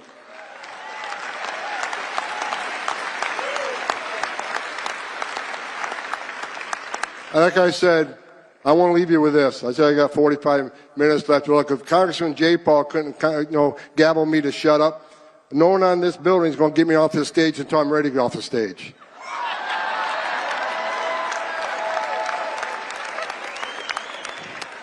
Now they turned the time red. I guess that's a warning. Look, here's what I'm going to say. And I hope you agree with me. If you agree with me, will you please stand up and let him know, because he's listening right now. The greatest president in my lifetime is back in the Oval Office. He's going to make America great again. He's going to make America healthy again. He's going to make America safe again. You got it. President Trump, God bless you. I'm proud to be. Everybody is hyped, okay? Tom Homan is hyped. Kash Patel is hyped. Everybody in this Trump administration is ready, and they're giving us proper information as they go. Elon Musk is auditing the entire government, saving money for the American people. Tom Homan is deporting people, illegal, keyword, illegal immigrants. People are still angry about the fact that a president is trying to make his country safe. So what? Don't deport illegal immigrants? I don't get it. Greatness is upon us, ladies and gentlemen. Enjoy the greatness. All right, so I have another great guy, Byron Donalds. And of course, Byron Donalds has been endorsed by Donald J. Trump, the 47th President of the United States, for governor of Florida. So Byron Donalds may be the next governor for Florida. You heard it here first.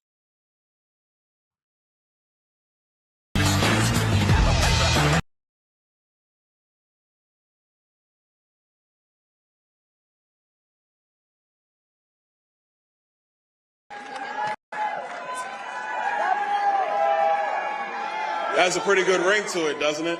Yes, love it. CPAC, look, it's been an interesting 12 hours for me. A lot of things been going on. Hi, honey. My wife is here. Hi, honey. I love you. It's good seeing you. I want to tell you a little bit about the last 12 hours, and then we'll talk about the other stuff. But I want to talk to you about the last 12. Oh, thank you so much. I'm in an event and my phone is ringing yesterday, and it was with my good friend out of Kentucky, Andy Barr, and I'm at an event for him in Naples, and my phone is ringing nonstop, and I'm like, what is going on? And I'm trying to pay attention to the event because I'm trying to be a good friend to my colleague from Kentucky, and I get a phone call, and it's from the president. And he talks to me about what he just put out on Truth Social. And I just want to say, Mr. President, thank you. And I will never let you down.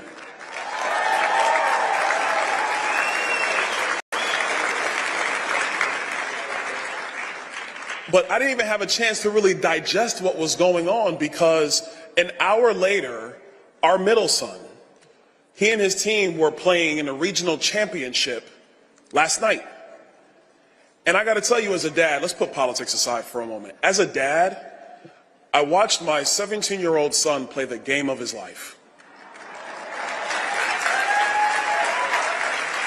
And I mean, I coached him from when he was 3, and he would be mad at me for making him take jumpers and layups. And so every now and again, you might have an argument in the driveway. He wanted to go play. I made him go to work.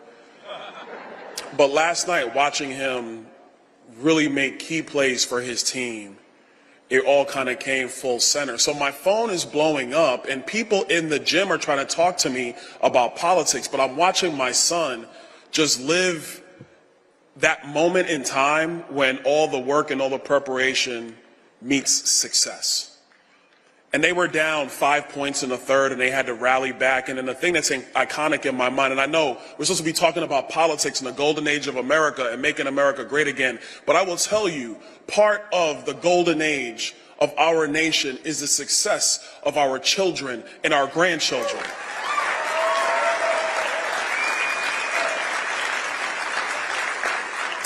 So I'm watching my son. It's 8 seconds on the clock. The place is going berserk. We have a lead. He gets a rebound, and he just starts dribbling down court. And I'm on the side of the baseline that he's dribbling towards. Like, I can't sit in the stands. I got to stand on the baseline and yell at the referees. Not too loud. Not too loud. Not too loud. I'm much more mature these days. My wife is looking at me like, no, you yell. And he's dribbling towards me, and it looks like he's going to take off and dunk, and he decides not to. He passes it to a teammate.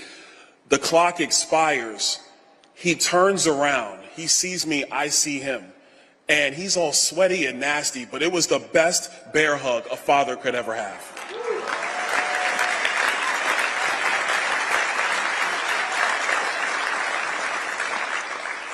My son was able to do last night the thing that we want all of our children to be able to do. To have the opportunity to truly excel, to find themselves, to work hard, and to deliver success, not just for themselves, but for the people around them. He and his teammates last night, they won a big game. They're going to the state Final Four next week, and I'm not going to miss a game. I'm going to be at each one of them. But as I was coming out here to talk with you today, it kind of gave me an ability to take a step back, because the things that we are fighting for, the ideals that we stand for, are for the future of this great nation. And so while the Democrats have continued to lose their minds, literally, yes, there were 5 senators who were standing at a podium all by themselves protesting the fact that Kash Patel is now the director of the FBI.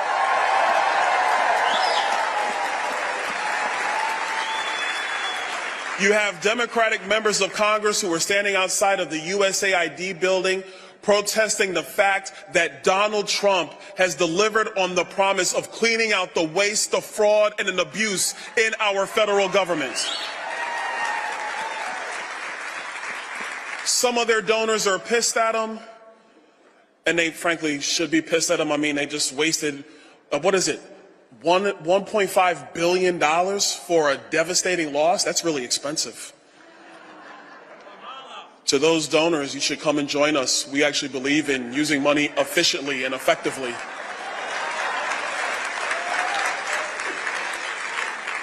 They're going to the courts, the last bastion of hope they possibly have, and they're going to the courts and they're now trying to sue President Trump because he's using the same discretion the Democrats have used for decades to build a leviathan of a federal government that is not responsive to you, that does not listen to what we the people desire, that ignores elections no matter the outcomes, but continues to build an albatross of a federal government. And now they are mad because we are committed to doing the thing we told you on the campaign trail for months. We are going to bring this government to heel. It will be responsive to the will of the American people, and we will make America great again.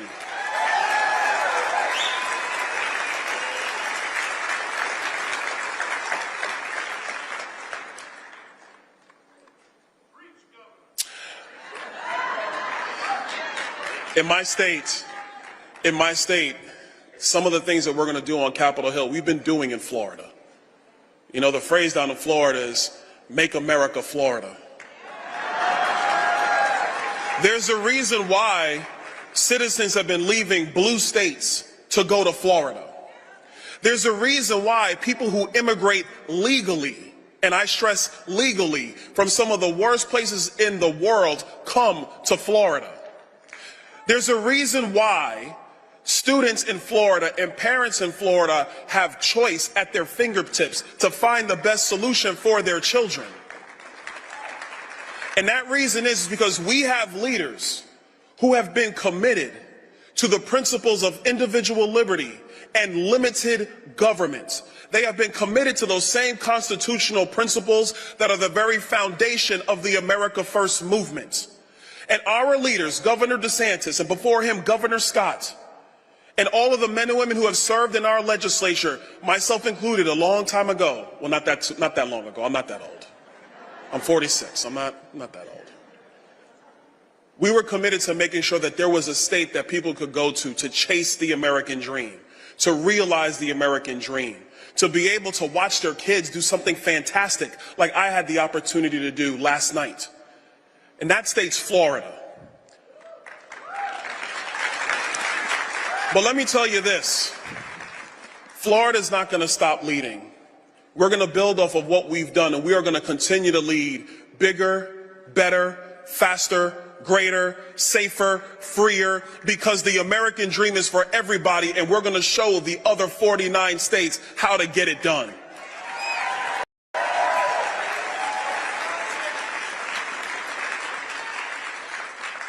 To my friend at 1600, who I know you guys are going to see tomorrow night, my friend, Mr. President, I already know they're not going to get you down. You just keep going. Because the forgotten men and women of this nation are grateful for your leadership.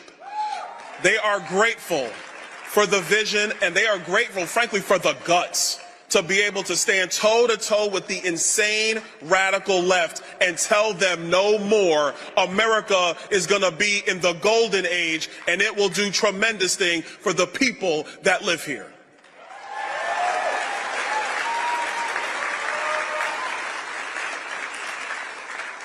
And as for me, stay tuned.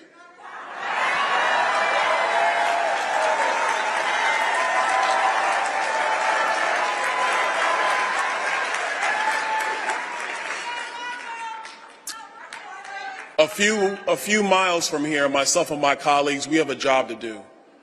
And I want to tell you, we are going to deliver on the agenda that all of you worked for, that all of you knocked doors for, that you made phone calls for, that you got people to the polls for, that you might have been watching your polling location for. We are going to deliver on that agenda because the Democrats are a mess. The media doesn't even know what to say. And quite frankly, have they ever really known what to say?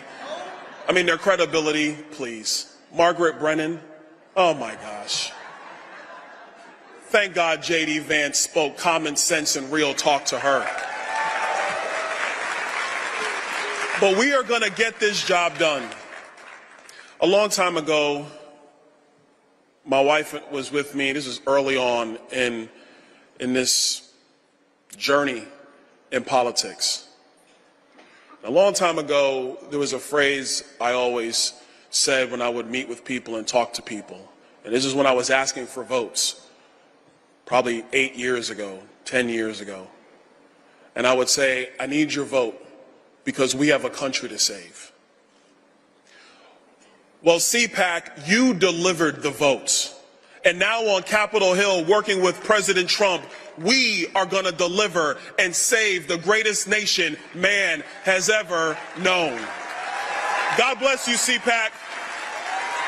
God bless America. Byron Donalds, this man right here is definitely a star and would be a bigger star as time goes on. For 2028, I don't think he's going to run for the presidential seat.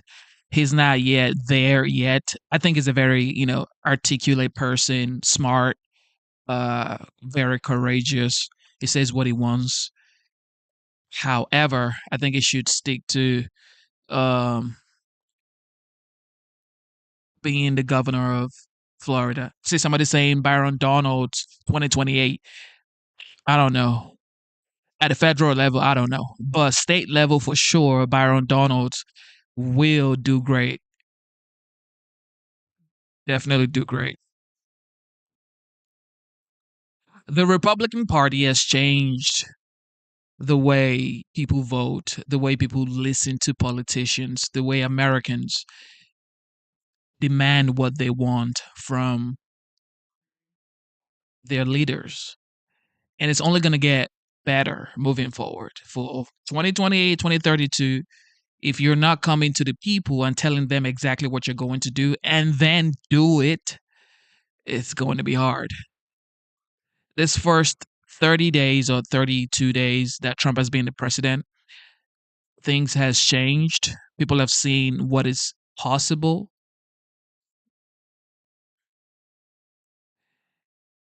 It's over from here. It's over. It's over.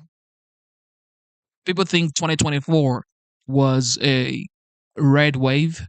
2028 would be worse, like really worse.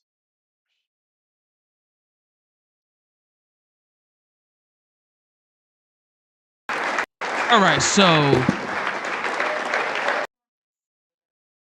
all right, I need to pause this right here. Okay, so Trump and the First Lady, they hosted a National Governor Association dinner tonight at the White House. Let's take a listen to what the OG, the 45th, and now the 47th. Some people say he also was the 46th because the 2020 election was whatever. Free speech, ladies and gentlemen. Free speech. This is a beautiful evening. It's an evening I always look forward to. And welcome to the most important house, I think, anywhere in the world. No matter where you go, there's nothing like it. And this is America's governors and spouses. And someday, somebody sitting in this room is probably going to be here for 4 or 8 years. We don't know who it is. I have some suspicions, but you never know, right? You never know, as the expression goes, but it's a great honor to have you. It is an incredible place. And let me begin by expressing our gratitude to the First Lady of the United States for hosting the dinner. She worked very hard on making sure everything was beautiful, and she's very good at that. Thank you very much.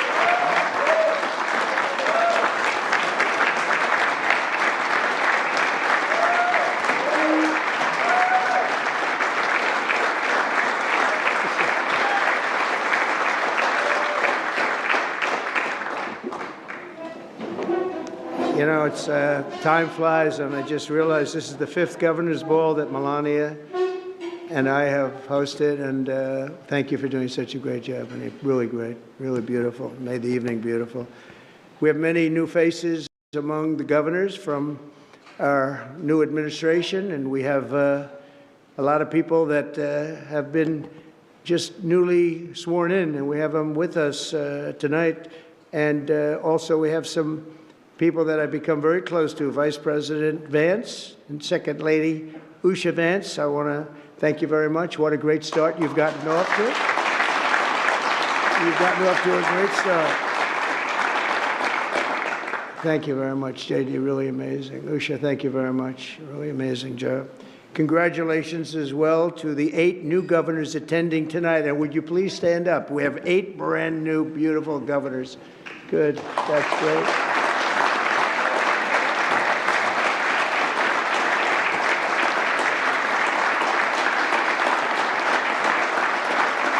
Thank you very much. Thank you. It's a good-looking group. I'm fortunate to have some of your most outstanding former colleagues as members of my team, and they're doing an incredible job, including former Governor of North Dakota, Doug. Where's Doug?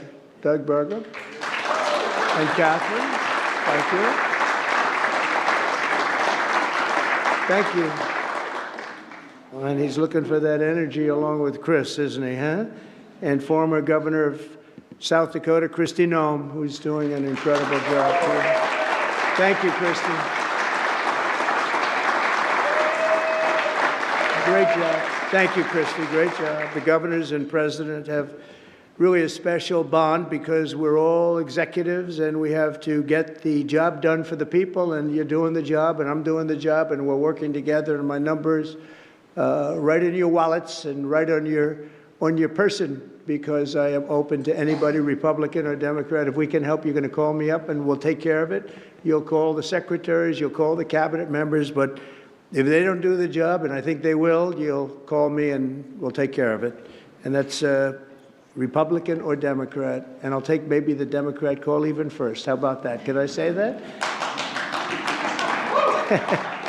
And I have a tremendous respect for the burdens that you bear, overseeing state police forces, directing disaster relief efforts, fighting for jobs and businesses, and so much more. And what we're going to do is a little bit different than we've ever done this before. We're going to ask you, if you want, you don't have to, you know, it's a beautiful, elegant evening. We can sometimes make it unelegant by doing this, but it's always interesting.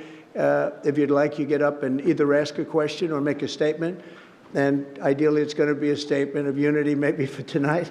But whether it is or not, we don't care. We've been through it all, right, Ron? Well, you mentioned unity, and I know you met with the Liv and PGA. That's right. right. Are you going to be able to bring golf back together? Well, that's an interesting question.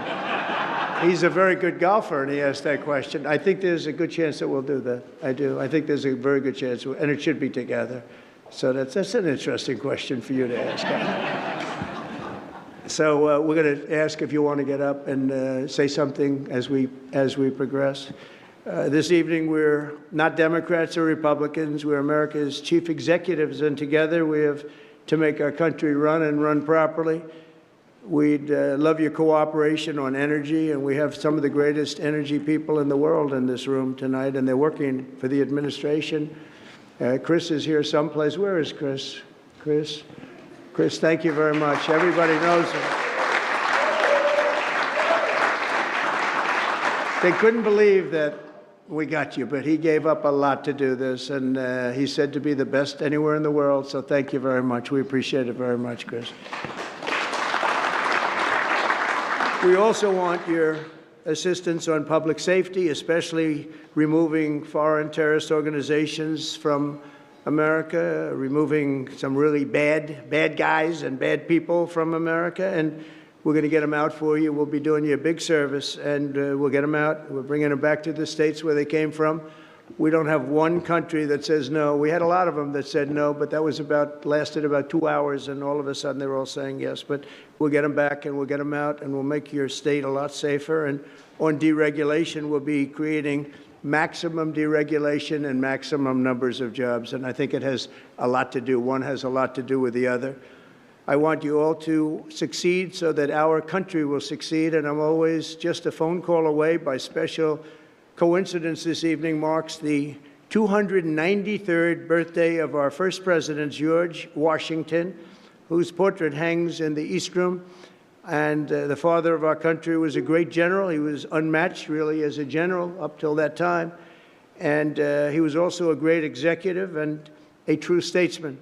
George Washington, by force of will and determination, he was also the ultimate national unifier. He was a great unifier. In fact, he could have stayed longer. They wanted him to stay longer, and he said, no, we don't want to do that. We want everybody to have a chance. We don't want to. He was very, very popular, and he refused to stay longer. And that in itself was possibly at the early stages of government a very important fact.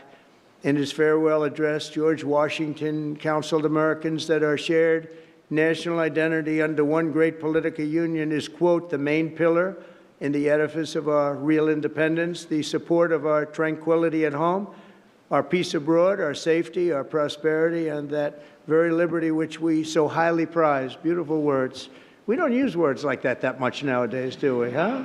I don't know what happened. We don't use, we should be able to start. The elected leaders in this room are the living embodiment of the union to which President Washington referred. You're really doing a fantastic job. I won't say, because the press is up there going crazy tonight, but I won't say how good some of the Democrats are, but some of you are doing a really good job. Others are doing good, and some I'm not so sure about. But But you do. You have some very great talent on the other side, I have to say, and we all appreciate it and we respect it greatly. So tonight, let us all recommit ourselves to strengthening America, making it something even more special than it has been. And we're going to be one united nation, and maybe together this is going to be the evening that we start uniting. We're going to unite. We're going to hold each other close, and we're going to fight for our country. And I want to just make a comment that we have a very special room that most of you haven't seen, and some of you might have been here with me the last time we were together, which was actually 5 years ago. Can you believe it? I missed you for 4 years very, very badly. That was a long journey back, Melania, wasn't it? It was a long, tough, that was a nasty journey. Don't ever try it. But it is unique. But it was a long journey, a long, nasty journey. But here we are, and we're going to do things that hopefully nobody else has really been able to do. But we have a room called the Lincoln Bedroom. I think it's like maybe, to me, the most important room in the whole country, the most important bedroom, definitely. And it's incredible, just the way he left it. And he was Abraham Lincoln, after all. And we have it upstairs. And right after we're finished with the meal, I'm going to take whatever group wants to go up. We can handle quite a few. We walk up the stairway, the big, beautiful, grand stairway, and at the top of that stairway is the Lincoln Bedroom and the Treaty Room, where we signed virtually every land acquisition. And we are looking at a few of them, by the way, just in case you're not. We're looking at a few. I won't name them tonight, but I think we know what we're talking about, maybe more than we even think. But we'll meet here right after the end of the meal. And we'll walk up together, and you'll see something that actually is really amazing and real history with the Treaty Room and the yellow oval. It's a room that was copied by the Oval Office 1/4 of an inch. Taft wanted it to be exactly that way. It was more than 100 years younger than the Oval Office, and the Oval Office is younger. And when they built it, they loved the room that you'll see upstairs so much, and it's almost an exact copy. The Oval Office is almost an exact copy. And you'll see some things that are really, really interesting. And again, as we progress tonight, if you feel like it, just come up. We're going to leave the mic on, which is usually a mistake. That's usually not a good thing, but we're going to leave the mic on, and you may ask a question, or you'll make a statement.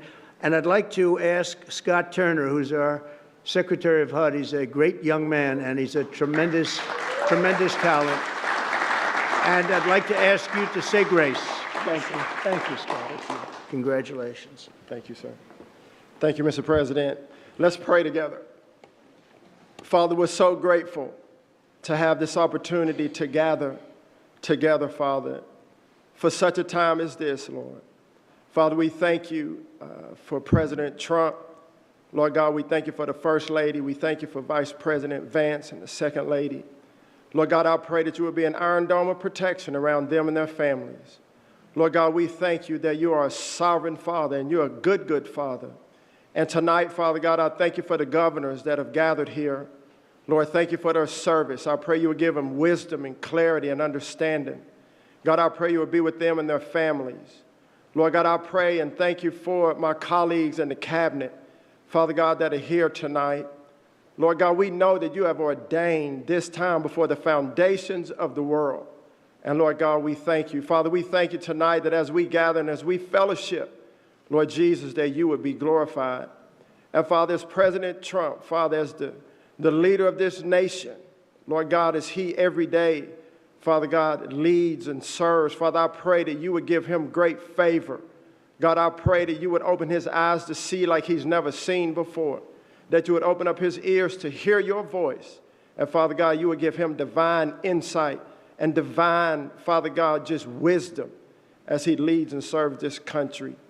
And Lord, tonight we pray that the joy of the Lord would be our strength, because we are happy tonight because you saw fit to bring us together. We love you. We honor you. And Lord, thank you for this food that we shall receive. I pray you would bless it to nourish our bodies, that we may build your kingdom. and bless the hands that prepared it and those that will serve it. We give you the glory. In Jesus' name, amen. Amen. Bless you.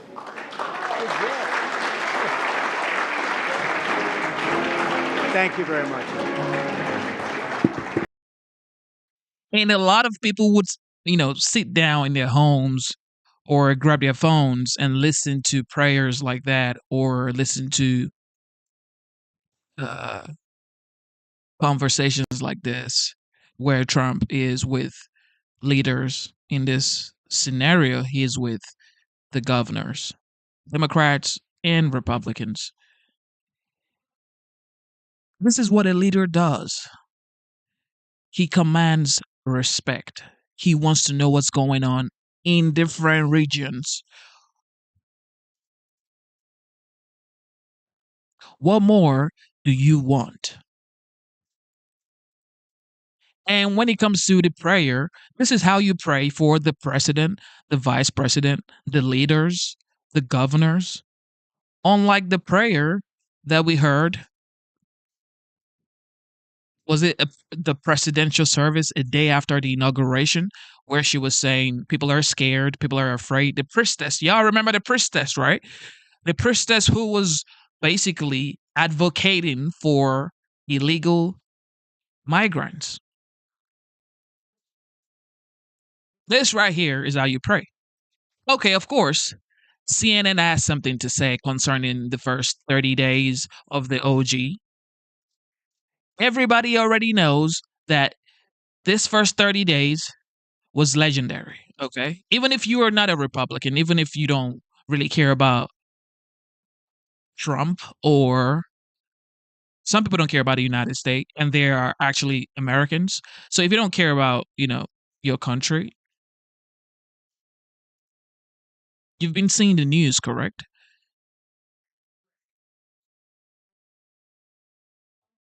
You've seen how hard this guy has gone for the past 30 days.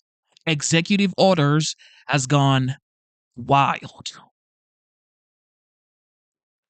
The Department of Government Efficiency has found wild scams in the government, and they're giving real-time information to American people.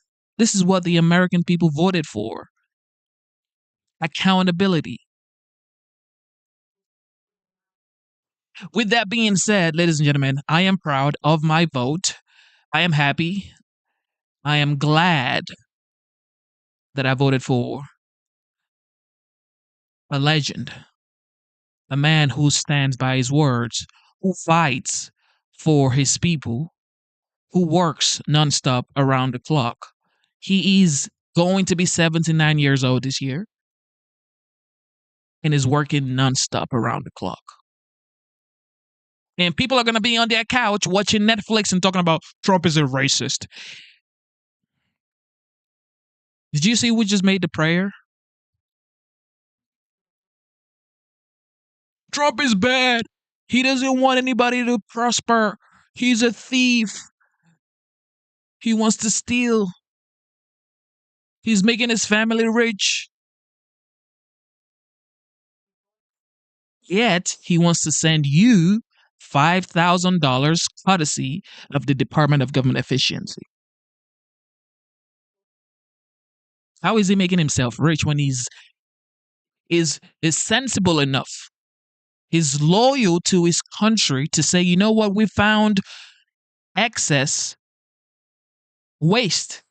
We're cutting out the fat in the government spending, and voila, we're going to send you $5,000, 20% of the money we saved from the fat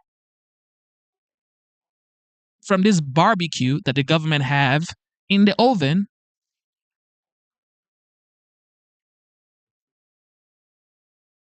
The fat is spilling down.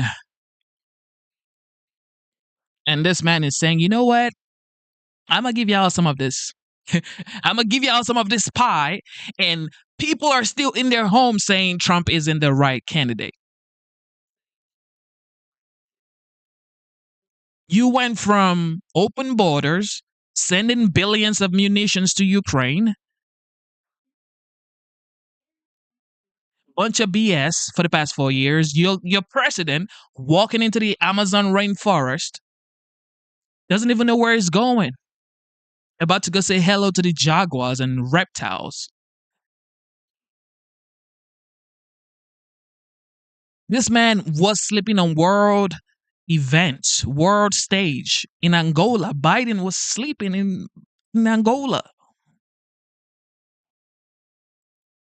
And here you have a man who has been consistently every single day he has been inviting the press into the Oval Office. You may not like Trump, okay? I get it. However, you can never say this man isn't responsible for every decision he makes.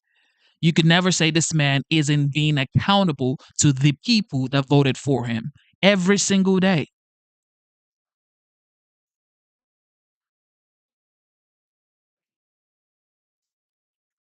I've never seen this type of leadership ever. Highest level. All right, listen to what CNN has to say. Enton, so tell us, this polling, I think, bursts a little bit of the bubble from some numbers that we had gotten earlier in the Trump term. And it seems to indicate that, yeah, there are some things Americans like, but a growing list of things that they don't like. Yeah, I think that's exactly right. I mean, look, Trump came in, he had a positive net approval rating. His approval rating was above his disapproval rating, and it made folks like me go, whoa, we never saw that during Trump's first term. And then all of a sudden this week, the numbers started coming in from a month in, and what do we see? We saw Trump underwater in our CNN poll. We saw Trump underwater in the Quinnipiac University poll. We saw Trump underwater in the Washington Post Ipsos poll, and so on, so forth. So he's clearly underwater now. He's in a better position than he was, let's say. Same polls that predicted that Kamala was going to be the 47th president of the United States. Are they currently talking about those same polls that had Trump losing the 2024 election? Now they're saying those same polls are against Trump, when clearly 70%, actually more than 70% of Americans are in support of everything Trump is doing. Matter of fact, even the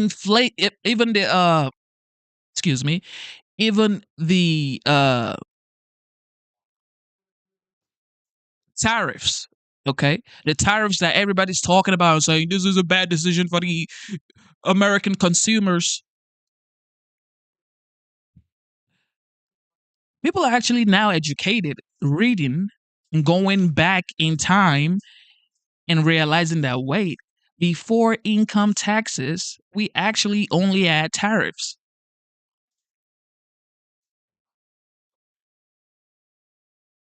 But as soon as income taxes was introduced, we didn't really care about tariffs. But if you check and do your own research, you would understand that the tariffs that you are so scared about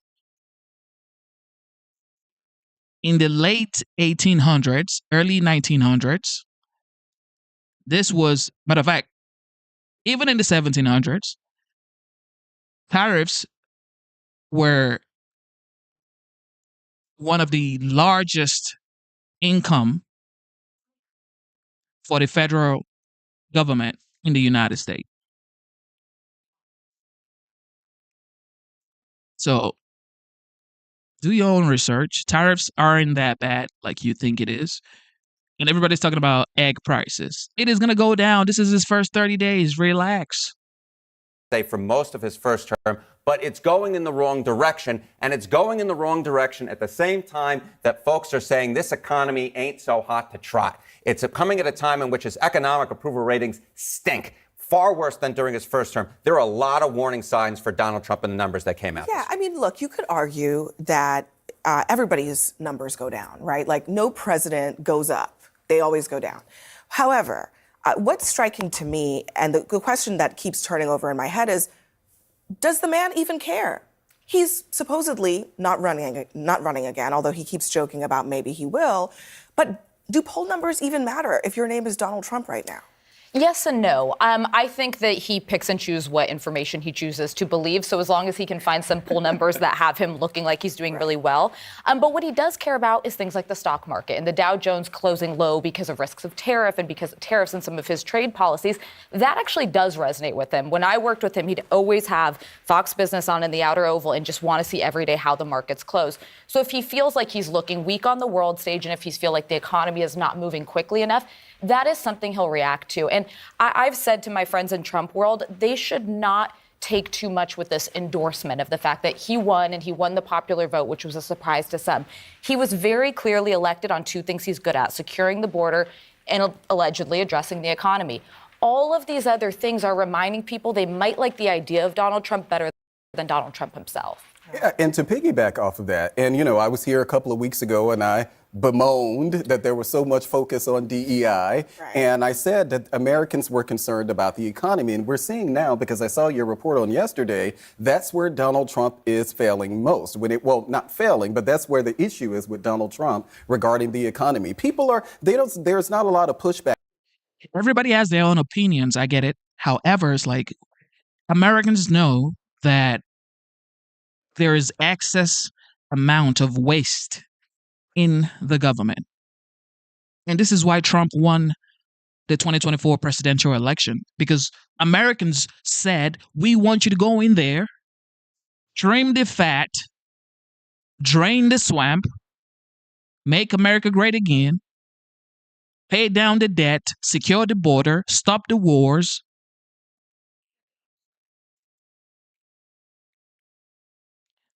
These are the reasons why Trump became the president. And I hear people talking about, well, this man is shutting down, he is closing down the Department of Education. Why are you acting like you didn't know he said those words during the campaign trail? He said he was going to shut down the Department of Education. I support it because it's a choice for parents to be able to take their kids to any school they decide. Unlike now, you have to go to the school where, you live in your zip code. You should be able to have a choice. There should be school choice where I could take my daughter anywhere she wants to go or anywhere I decide for her to go because they have better education.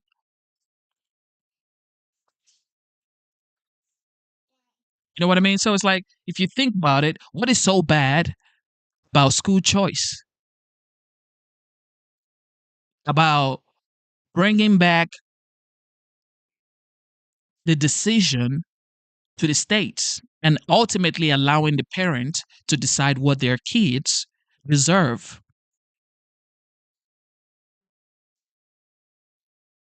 Well, people just have, really, they don't care. They just want to talk about, oh, he's a bad person. They really don't do you don't do your research. So if you don't do your own research, what do you expect? And when people say you only watch Fox News or you only talk about CNN or whatever, you watch every news outlet. You do your own due diligence. You read.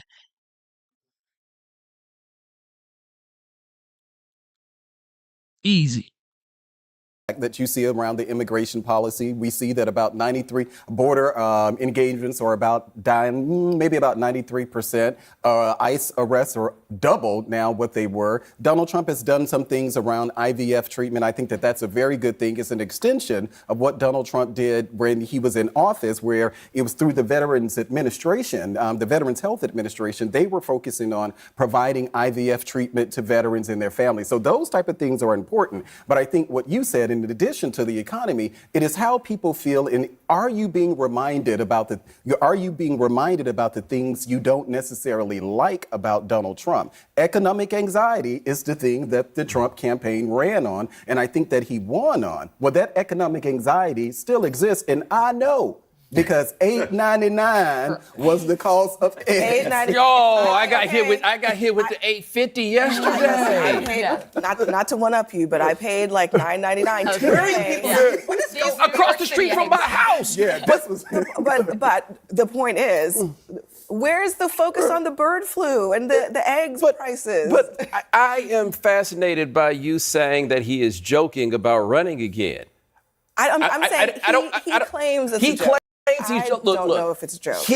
Was it the White House Twitter account that put out the thing that called him the king? Right. What the convention this weekend with all these people talking about the idea of him CPAC. running again? These ain't no jokes. Like, deep down inside, this is serious. And the reason this terrifies me is there is no joke. You're not supposed, you can't run again if you're in his position. So if the joke is that you're running again, there is not going to be an election if this is going to be the thing that you are going to do. So when we start talking about his polling numbers, I'm fascinated by that because it is almost as though we are treating him like a president who could run again. Now, that could be deleterious to the party itself if he has terrible numbers and then you get to a midterm election and everybody goes down. But for him, at least in theory, the polling doesn't matter. That's the beauty of being a second-term president. That's the complaint about Obama's second term was, what did you have to lose this time? You could have done a whole bunch of other stuff. So when we start talking about him in the context of polling numbers, I feel like we're looking at him in a way that legitimizes the potential for what could really happen, which is there might not be a 2028 election. At least the way that these people are behaving as though that is not in their plans. I mean, who knows? But the fact that we're even saying who knows is wild. That could happen.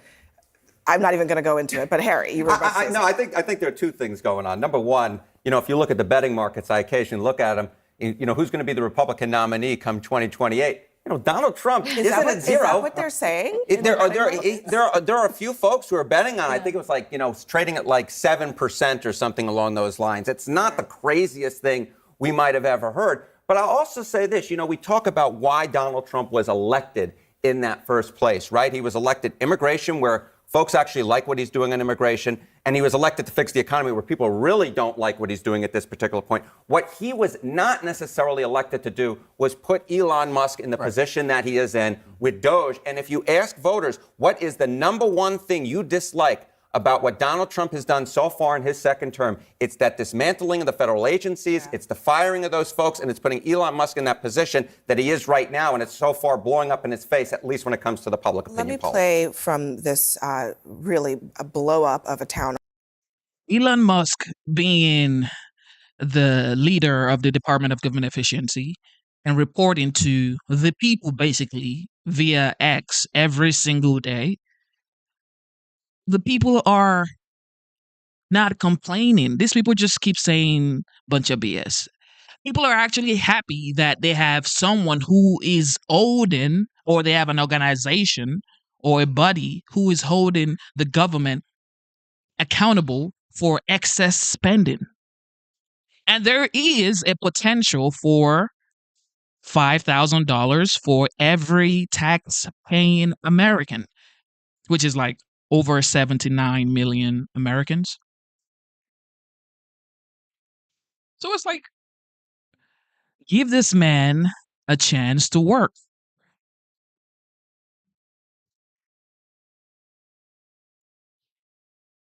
I'm just going to enjoy myself this next 4 years. Enjoy the greatness, enjoy the affordability, enjoy the low interest rate, enjoy the low mortgage rate, enjoy the secured border, enjoy the no wars. I mean, just enjoy it. Like, what are you had 4 years in hell when you had Kamala Harris and Joe Biden in there. And now you have change. You have people who actually care, and you are still complaining. Hall that Congressman Rich McCormick got in Georgia, a kind of rural part of the state. Just listen to this. Tyranny is rising in the White House, and a man has declared himself our king. Okay, here we go. I would like to know, rather, the people would like to know what you, Congressman, and your fellow congressmen are going to do to rein in the megalomaniac in the White House. When you talk about tyranny, when you talk about presidential power, I remember having the same discussion with Republicans when Biden was elected. I stand corrected, a more suburban district, but a pretty safe seat for him. And it was like that for the whole. When people say, I don't know what this man is doing right here, this guy is a sellout. Trump doesn't care about you. This administration do not care about you or people that look like you, bro. Okay, I get it. Yet, this man is making sure that Opportunity Zone is coming back, which he did when he was the 45th president of the United States. And do you know what Opportunity Zone is? It was brought up by Tim Scott. And not only Opportunity Zones. Okay? The First Step Act, which is coming back again, which happened in 2016.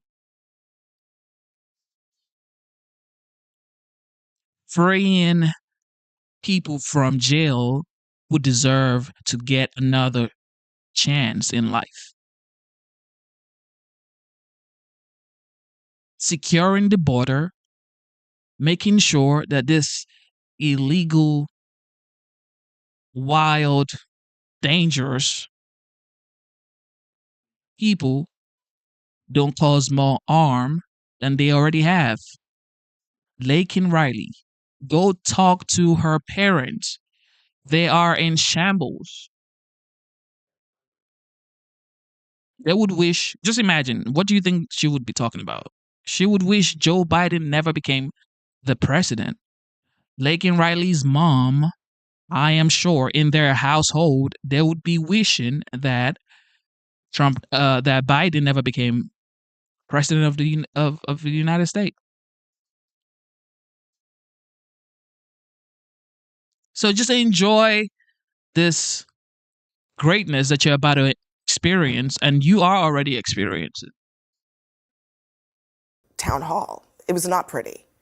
I think one thing that gets lost about the federal government is that it is the number one employer in the United States. And no matter what people think about government employees not working hard enough, you don't have this job security, whatever it is. Once you start having mass layoffs at the number one employer in America, that is going to not just affect the people you're talking to, the people related to the people that you're talking to, all the way around.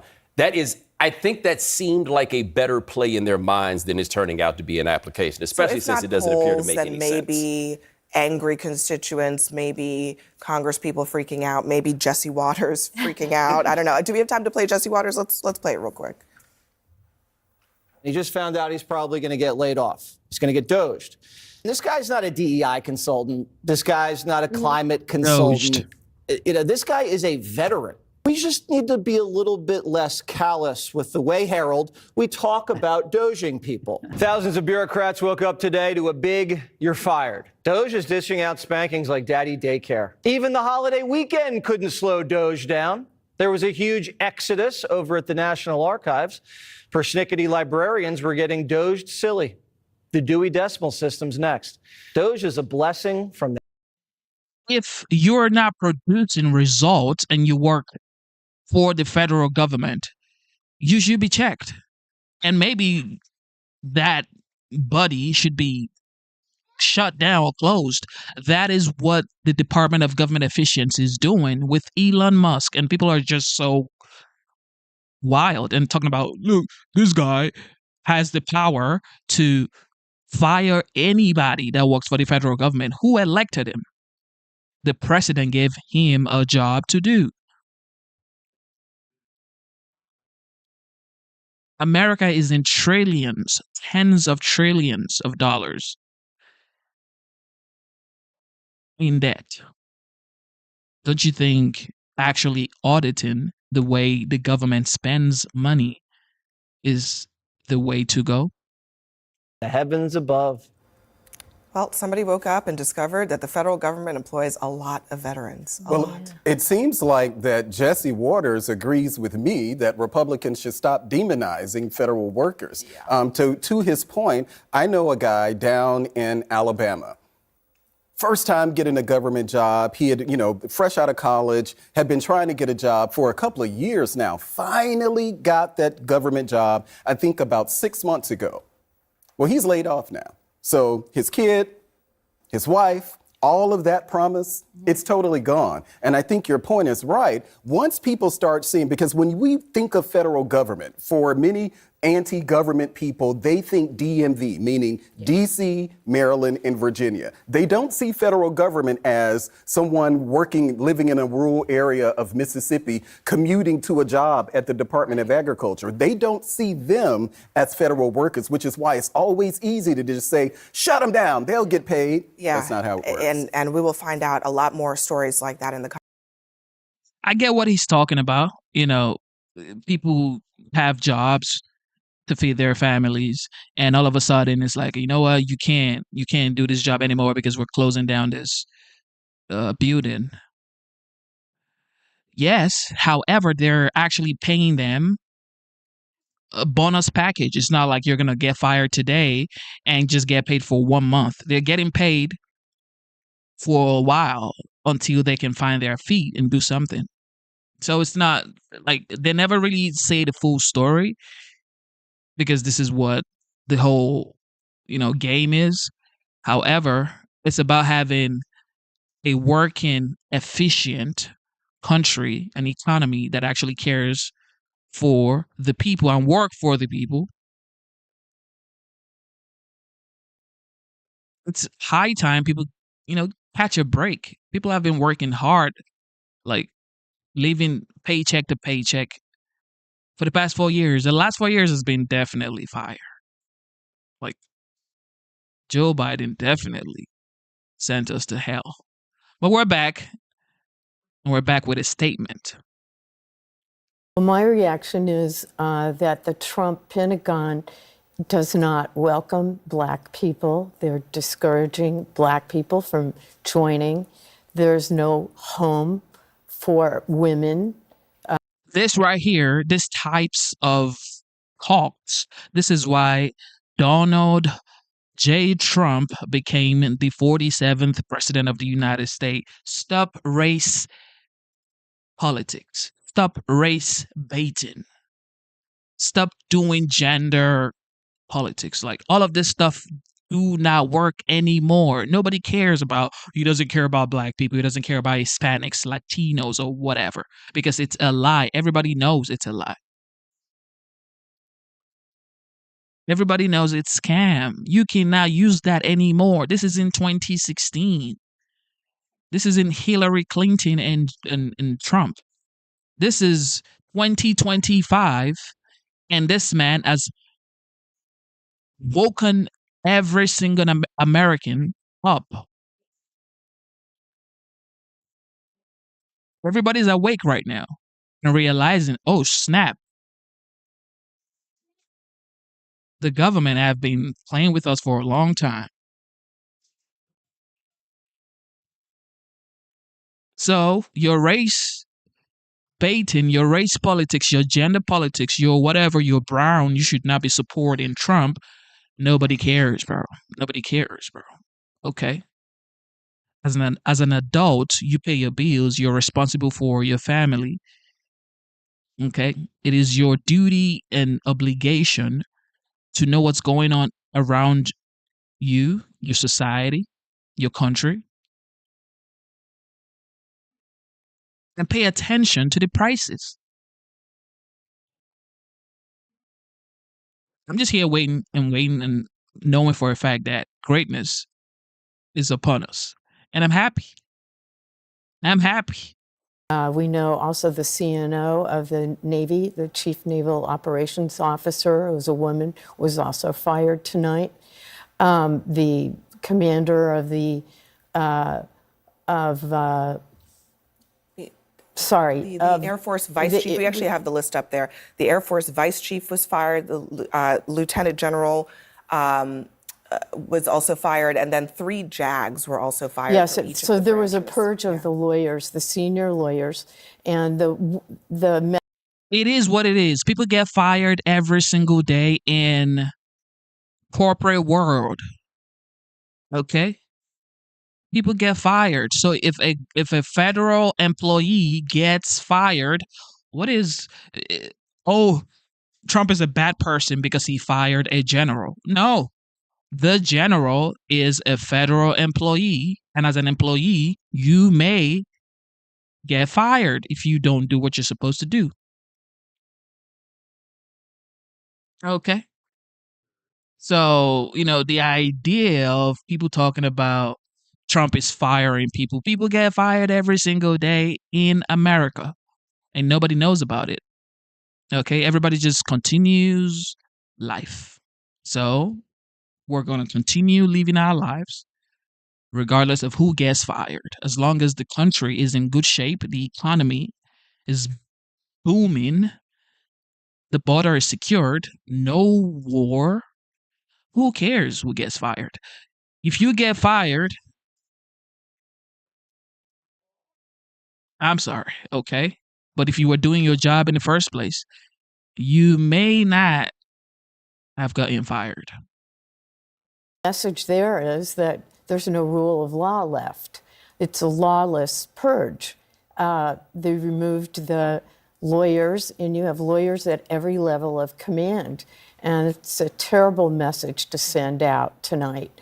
And also, it's in the military, what we know is that we come from all different walks of life. We're different races. We have different economic backgrounds or different genders, and that there's no place for disrespect or a lack of respect for the dignity of soldiers. One of the things to remember about CQ Brown, he was put in his previous position by Donald Trump. And it's so wild how people are talking about, you don't even care about people. People are getting fired. People are losing their jobs. Genesis, what is wrong with you? Have a conscience. You have homeless veterans in the streets. You have homeless people, civilians in the streets.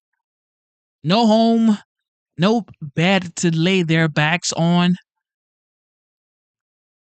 Yeah, I think these guys would do okay. This guy's getting laid off. They're gonna be fine, okay? These guys are not like homeless people. They're going to be fine, all right? We're gonna use America's resources to help Americans. If you are pro-war, pro-other countries, you need to be, fired. You need to be America first, America second, America third. Matter of fact, America 1 to 10, then any other country can be 11 and 12. And Trump praised him when he did that. He actually was on duty today, as he always is. He was down at the border with our troops down there when this firing order came down. How can we look at this and not see this as just simply Pete Hegseth has decided that he is a symbol of DEI, and that's why he was fired? I don't want to say it's a symbol of DEI. I mean, this is maybe surprising. No, we've been seeing about this. Secretary Hegseth was talking about how he needed to go. But look at what Hegseth is talking about as the Pentagon as a whole. He is looking to completely restructure the approach that the previous administration had. That's so he's not going to be why replacing a lot of people. That's not why Hegseth said he should be fired. He said he should be fired because he was, in his words, involved in DEI.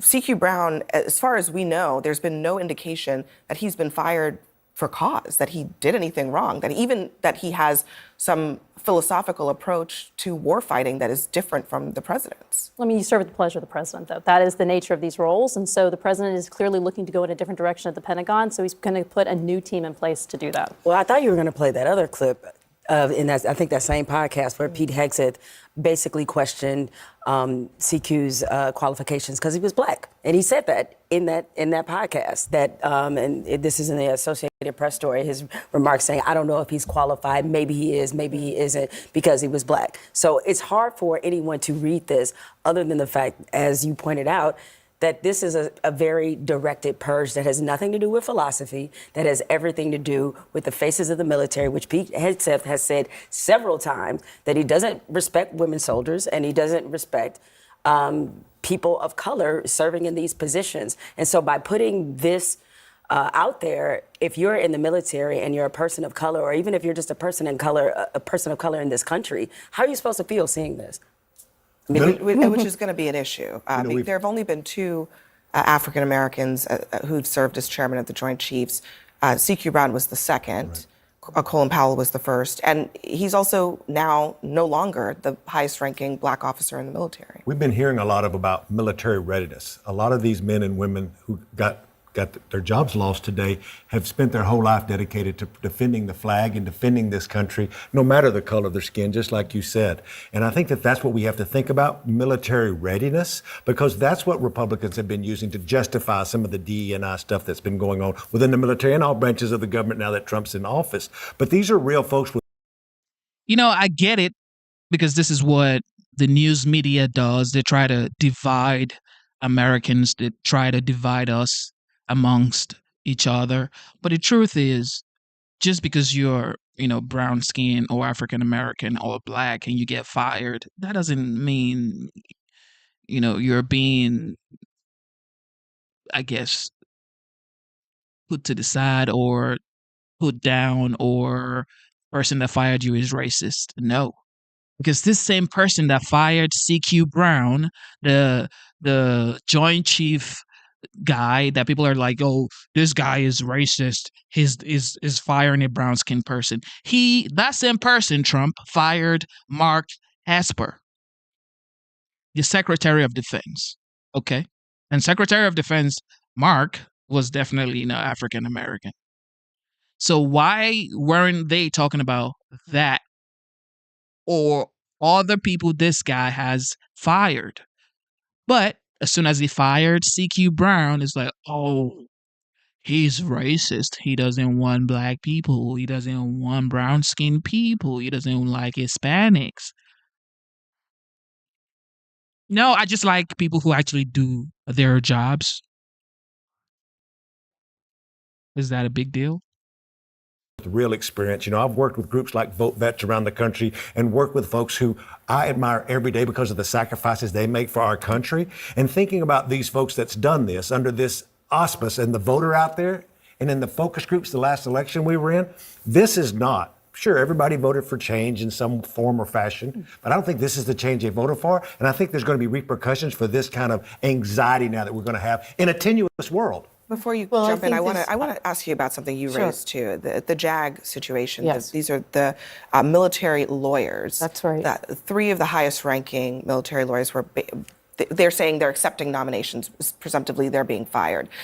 This is also a Defense Secretary, Pete Hegseth, who in his confirmation hearing, he was questioned about his use of the term jagoff, and he suggested that JAGs, rather than enforcing the law, they are trying to get promotions and that they don't have the best interest of rank-and-file soldiers. Well, I deeply disagree with that conclusion. And we can't forget also Pete Hegseth advocated to Trump for pardoning people who were accused of war crimes. Yes, so he put did. that all together. Yes, I mean, the fact is he convinced Trump to issue pardons to 3 officers who were engaged in war crimes. And people witnessed that. And when you don't take accountability, that actually diminishes unit cohesion. Because when people are treated differently and it looks unfair, then that is a real demoralizing occurrence. And I would add that when you take out the top legal officers, you're talking about the White House sees itself as the law and order over the armed forces, but actually you need lawyers at every level of command. And I would add that this is a readiness issue, because what's happening now is that the Trump White House is playing a subtraction game. And the military has not been able to achieve its recruiting goals, and they certainly aren't going to be able to do that with white men only. This is a very diverse union. It's a unit, and it's probably the best example of America at its best. It's really a travesty. Too much, okay? Too much. Too much. Look, media does too much. No matter how great this person does, they're going to always say he did something bad. And they're definitely going to use race, gender, or religion or some BS.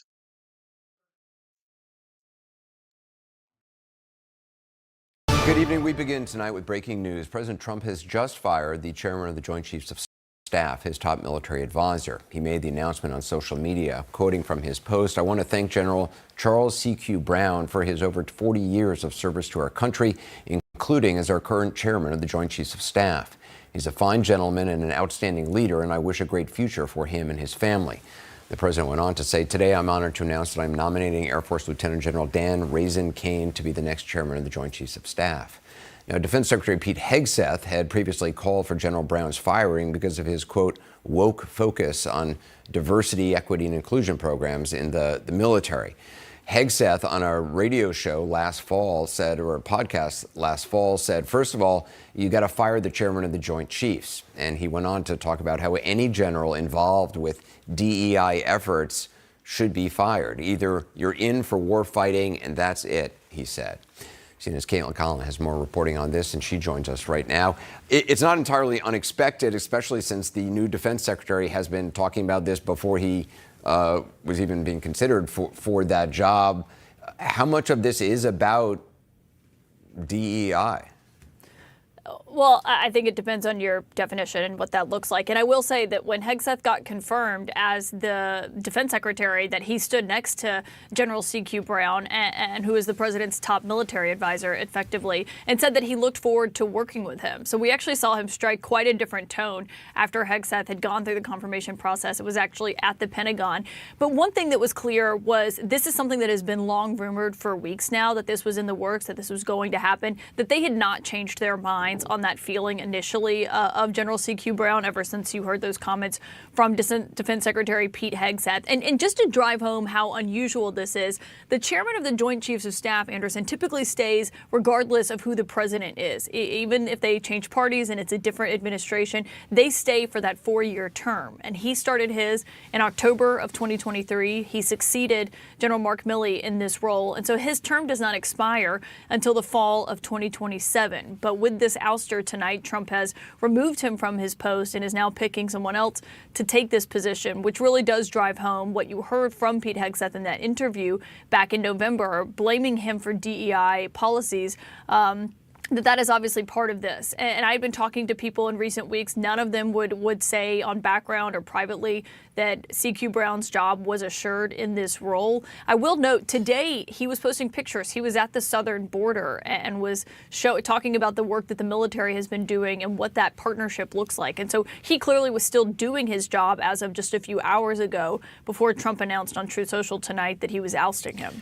Traditionally, I mean, correct me if I'm wrong, the chairman of the Joint Chiefs, usually as administrations change, that position often remains the same. It's not that each time a new president comes in, that person is removed. Yeah, for example, General Mark Milley. That was Trump's actual handpicked Joint Chiefs of Staff chairman. It might be hard for some to believe given how much that relationship deteriorated and how Trump talks about Mark Milley now and is, posted things suggesting military tribunals for him. But that was actually someone that he handpicked in his first term to be the Joint Chiefs chairman and take on that role. It is a 4-year term. When President Biden won and took office, he kept Mark Milley in that role and did not fire him or oust him. And then when his term... So what, if you hire someone and then they don't live up to the expectation, you don't have the right to fire them? I don't get it. So what, I employed someone, I cannot fire them? He didn't perform, and I fired him. I mean, Jesus. Expired, that is when he picked C.Q. Brown. It is now a 4-year role. It used to be every 2 years, I believe, and then they would go up for Senate confirmation once again. But typically, yeah, those are positions that stay on and that stays regardless of the political party. And so the thing to watch here tonight, though, Anderson, as this is the first major firing that we are seeing happening at the Pentagon since Trump took office just a little over a month ago, is whether anyone else is to follow. Because there have been rumors that have been rampant in Washington for weeks now that there is going to be mass firings, I would say multiple firings at the leadership at the Pentagon. It's been hard to run down whether or not that's actually going to happen, but tonight we are getting this late night announcement. The top military advisor to the president has been ousted. All right, Caitlin Collins, thanks very much. We'll see you at the top of the hour for The Source. I want to play the... When people say Trump is firing everybody, that is not a yes man. if you've ever run a company or started a business or whatever, okay, or being a part of a team has a goal. Okay, they have an objective that they're working towards. So if I get someone on my team that is not in line with what we're working towards, it's like, okay, I am going to brief you again, but after this, you're gonna have to get out of the team. And that's what is going on. What do you mean by yes, man? He has people who actually understands the mandate that the voters, the American people want. The American people want accountability. They want safe border, better economy. Okay, they want to have some money in their pocket by the end of the month.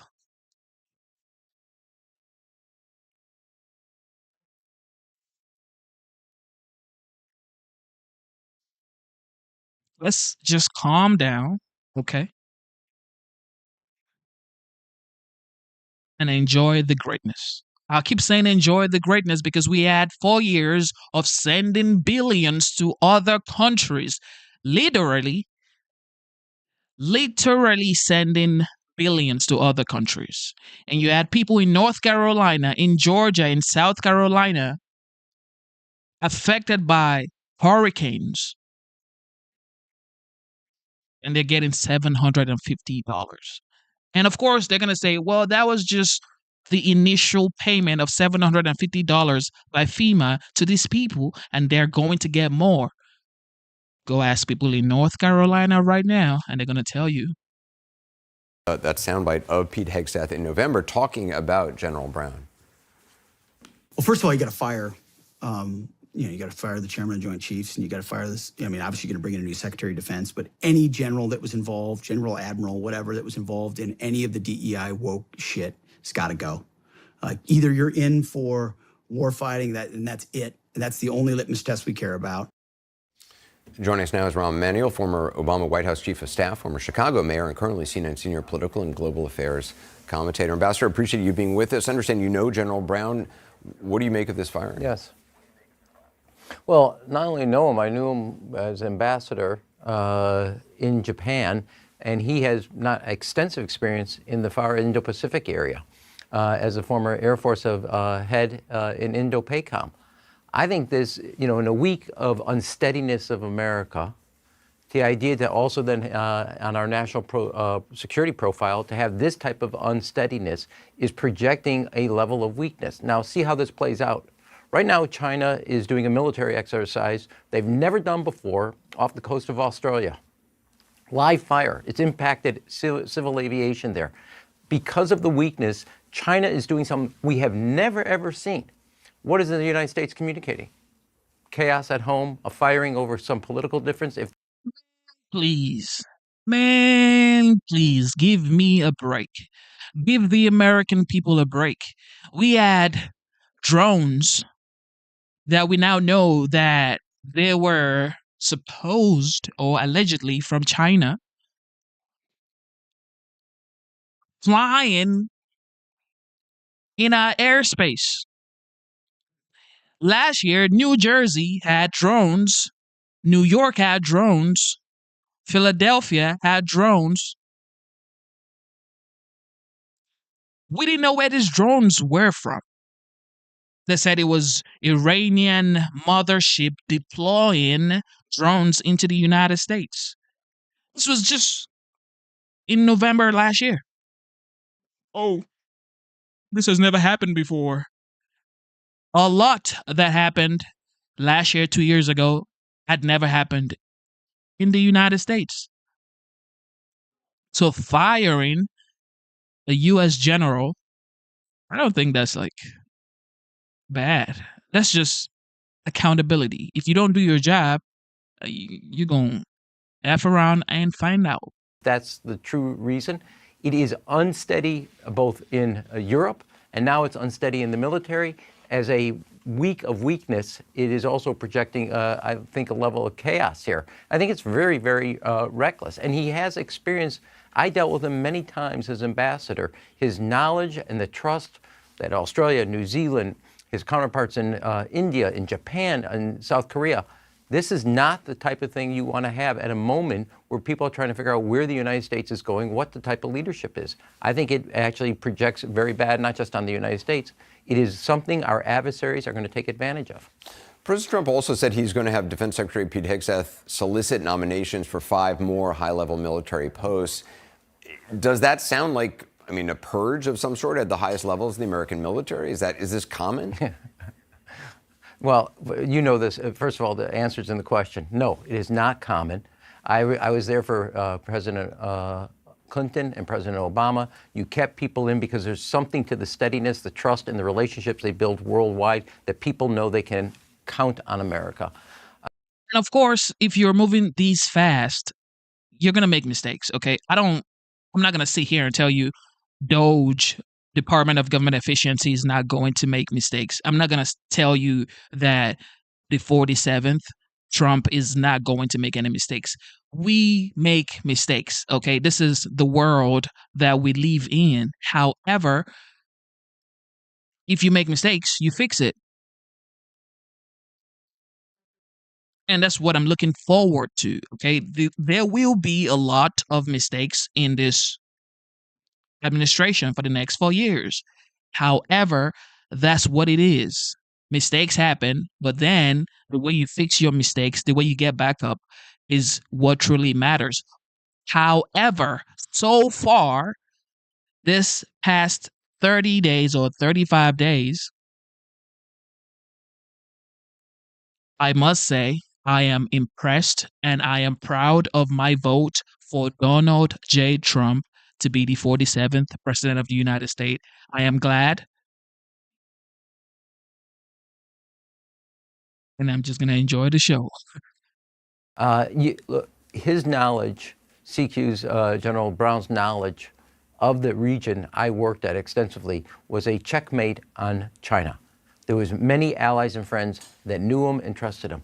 I think you're going to have a level of impact where a lot of folks across the branches of the armed forces are going to start to look over their shoulder and pull back for risk of getting on the wrong side. This is not the moment in time. I think the United States wants our men and women, not just in their armed forces, but more importantly in their leadership, unsure and unsteady in questions. You have moments, and I just use this example because it's prevalent out there.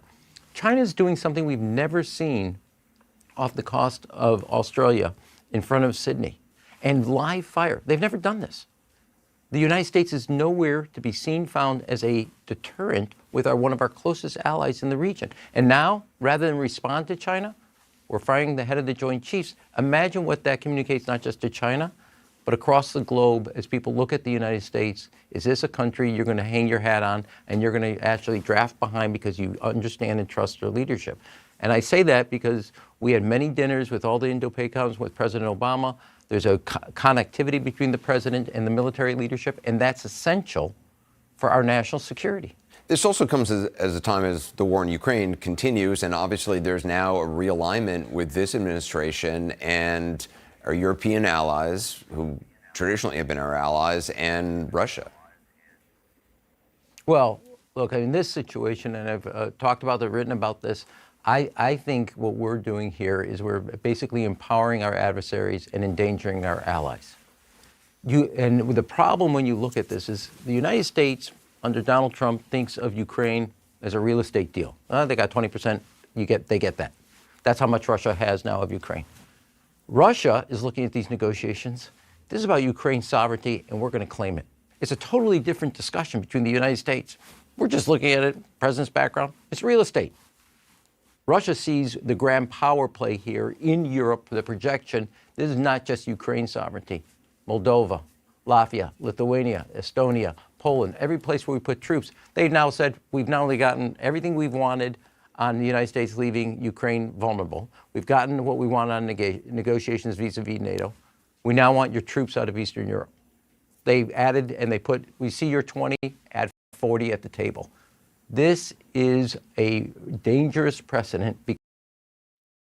I support the trimming of the fat, excessive spending in the government. Okay? I do not support DEI. Because if you're telling me that to employ me to come work for you, you have to categorize me as a DEI hire because I look like what I look like. No, I want you to hire me. I want you to hire me because I am competent. I can actually perform on the task that I'm being employed to do. This is why I don't support DEI. Because it just seems like there's more breaking news coming into the Situation Room right now. We just got an important ruling from the U.S. Supreme Court on President Trump's attempt to remove a top federal watchdog. Our chief Supreme Court analyst, Joan Biskupic, is joining us right now. So what did the high court just say, Joan? Sure. Good to see you, Wolf. This is the very first Supreme Court test of Donald Trump's second term agenda. And I can tell you that the justices already were struggling. They essentially punted. This case, as you said, involved President Trump's ability to remove an appointee of President Biden who should have been able to serve a full 5-year term. He was just appointed last year, but Donald Trump is trying to remove this man. And lower courts had put a pause on Donald Trump's effort. He had come to the Supreme Court, then appealing, and the justices said, we're not going to quite decide yet. We're going to let this man, Hampton Dellinger, who's over this watchdog agency, stay in place for now. But we're going to revisit this probably after next Wednesday, when a lower court is going to have a hearing on the merits of this case over whether President Trump can remove this individual. This all goes to, as you know, Wolf, Donald Trump's efforts to really flex his executive branch authority. He's trying to remove so many people from offices. This is one of literally dozens of lawsuits that are now percolating. And in this first one, the justices were not quite ready to say the extent of President Trump's power, but they did. This is a partial win for the challengers to Donald Trump, because they're letting this individual, Hampton Dellinger, stay in office. So you know what the president had wanted was for the court to immediately say he has to go. Now there was a split in how the justices decided this, and let me just lay it out. First of all, it was an unsigned opinion, but the majority was saying that it needed to postpone any action till at least next week. Justices Gorsuch and Alito, two conservatives, said that they would have sided with President Trump and let him act in this case. Two of the strongest liberals, Justices Sotomayor and Jackson, said they would have totally sided with the challengers here, with Mr. Dellinger. So it shows you that we get a little bit of a glimpse of some of the dilemma of the justices in this first major test, and we're just going to keep seeing them come week after week after week, Wolf. Sure we will. All right, Joan, thank you very much for that update. I want to bring in our legal experts to assess what's going on. Jennifer Rogers, how big of a setback potentially is this for the Trump administration? Well, we don't know yet, Wolf. They've really just put it on pause. This isn't the merits of the matter. This case came up on a temporary restraining order, and there's a question as to whether a temporary restraining order is even appealable in the first case. So that may be where the justices kind of got sideways. Some of them wanted to hear it on this basis. Others maybe didn't. That may be why they've come out the way they did right now. But we won't know until they take the case on the merits what the court thinks of what the case is really about, which is what obstacles can Congress place in the way of the president in firing someone like the special counsel. There's been kind of a narrowing over the years of Congress's ability to stop the president from firing people inside of the executive branch. And so we won't know until we actually get a merits ruling what the court is going to do on that question. Steve Vladeck is also with us. He's an expert on the Supreme Court. You know the court well, Steve. Are you surprised, first of all, by this? A little surprised, Wolf. I mean, I think it's odd for the court to issue a ruling that says we're not going to issue a ruling. But I think, Jennifer's right that the procedural way this got to the court has a lot to do with why the middle of the court has acted the way it did. I think you had some real wariness, not just from one end of the court, from the other, of what would happen if the court started inviting the Trump administration or other litigants to come up to the court even when all that's happened in the first lower court is a temporary restraining order. And so, Wolf, I'm a little surprised that they're deciding to not decide, but I think two critical points are the one Jennifer made, that they're still going to have to decide this sooner rather than later. And Wolf, two, this is about as good a case as there is for the Trump administration when it comes to the strength of the arguments against the removal protection for the special counsel. There's a reason why the Department of Justice wanted to bring this case to the justices first. Even if the court ultimately sides with President Trump, we shouldn't assume that that's an indicator of where it's going to go in the rest of its cases. In the flip side, Wolf, if Hampton Dellinger survives, if the court actually sides with Dellinger as early as next week, that's not just a big blow to Trump here. That is a sign that this court's going to be much more aggressive, pushing back against President Trump than I think a lot of people might expect. Elise Adamson is still with us as well. Elise, as you know, many of the conservative justices on the Supreme Court have traditionally favored executive power, certainly in past cases. So what does that tell you about what they may ultimately decide in this case? Yes, Wolf, and I think we saw that just in what we just heard from the reporting with Gorsuch and Alito, willing to take up the case on the merits rather than deciding to not decide, as has just been described. I do think that we have seen an extreme expansion in the interpretation of executive power, and this is a real test.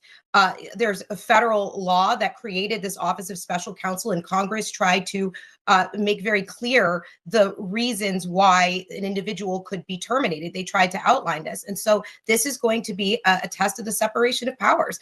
And so I think we can expect to see this court continue on their streak of their interpretation of executive power. And I do think there is a chance that the Supreme Court will rule in the Trump administration's favor in this case for those reasons.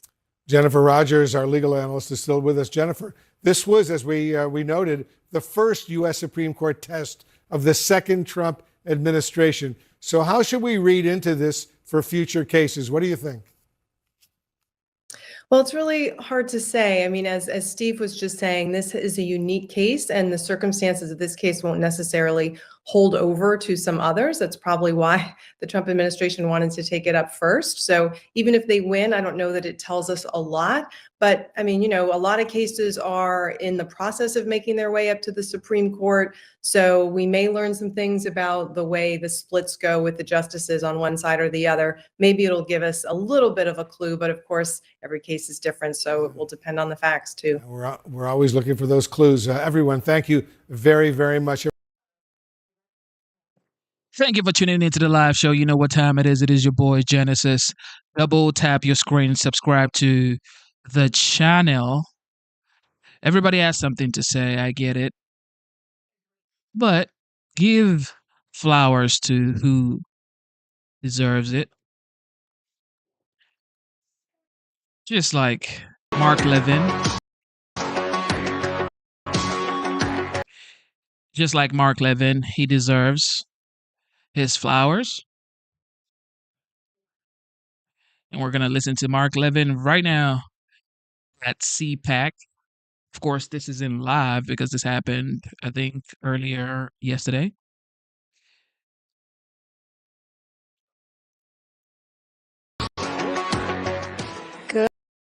Good morning, CPAC. How's everybody today? You're looking beautiful. And I tell you what, honey, I've been here several days. The energy and the excitement in this room is unbelievable. It's hard to believe that a year has gone. Thank God we lived with 4 years of a president who tried to shove down our throats Marxism and the moral decay of the fabric of our country. And here we are. Fast forward. We got President Donald J. Trump. We have 2 genders. We have DEI gone. We have equality over equity, border crossings down 93%, and we have a world stage where America is now respected and feared. So, what do you think? Give me your 2 seconds on this. Pretty good. Next question. How is everybody? Come on, let's go. It's exciting times, is it not? Well, I was thinking about something about this cabinet that we have now, and thought to myself, we really have a cabinet that looks like America here. First of all, we have a president that knows how many grandchildren he has, and he loves every one of them. That helps. But let's look at this cabinet. We have the first, I'm sounding like a liberal. We have the first person of color as the FBI director. Have you heard them say that? No. First Cuban American as Secretary of State. The first gay Secretary of the Treasury. The first straight Secretary of Transportation in 4 years.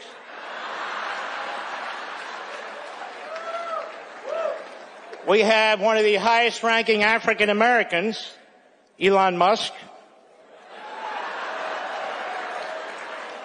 We have the first hillbilly vice president, J.D. Vance. We have the first Secretary of Defense who isn't 114 years old. We have women in the cabinet who are proud to be called women and know what the hell a woman is.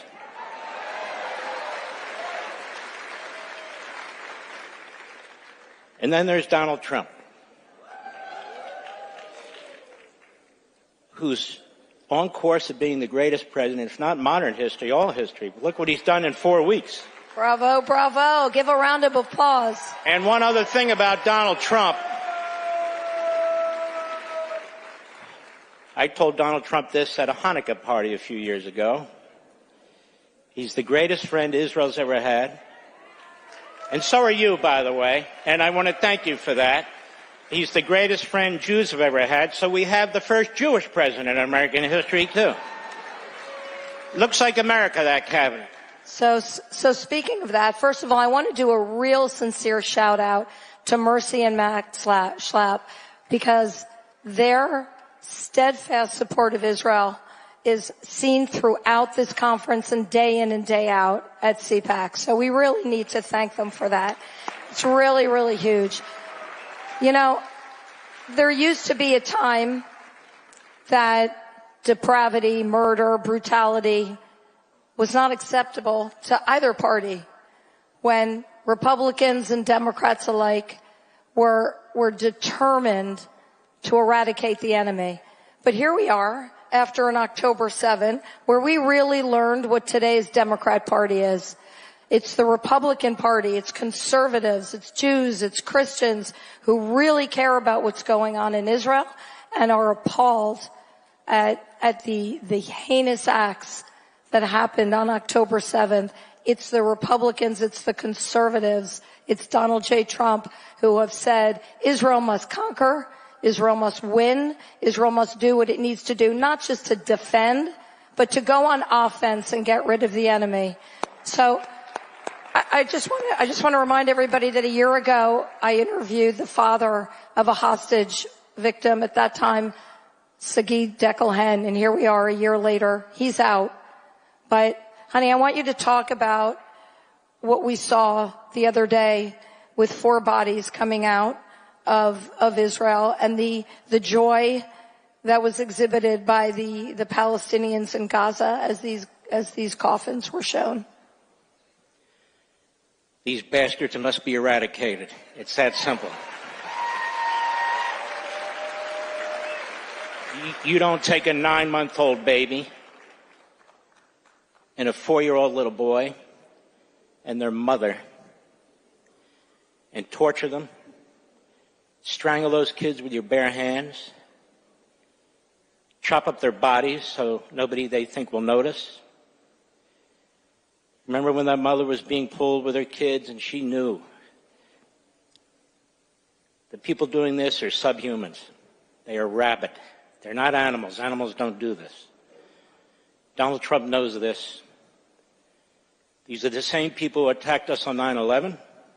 These are the same people who decapitated 70 black Christians in a Congo church 48 hours ago. All of them. This is the enemy. It's not about land. It's not about borders. It's not about any of that. They seek to extinguish us. These Islamist terrorists. And we're going to have to extinguish them before they even have a shot at extinguishing us.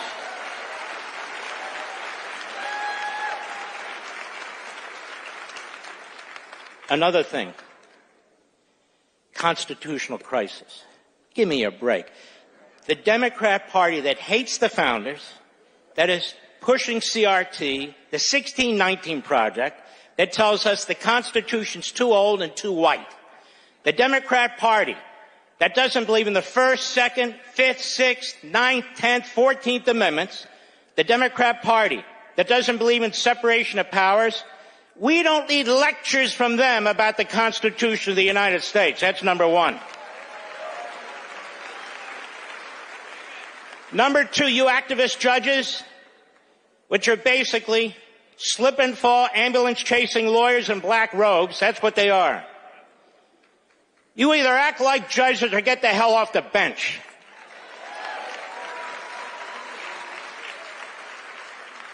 You are the people destroying the Constitution.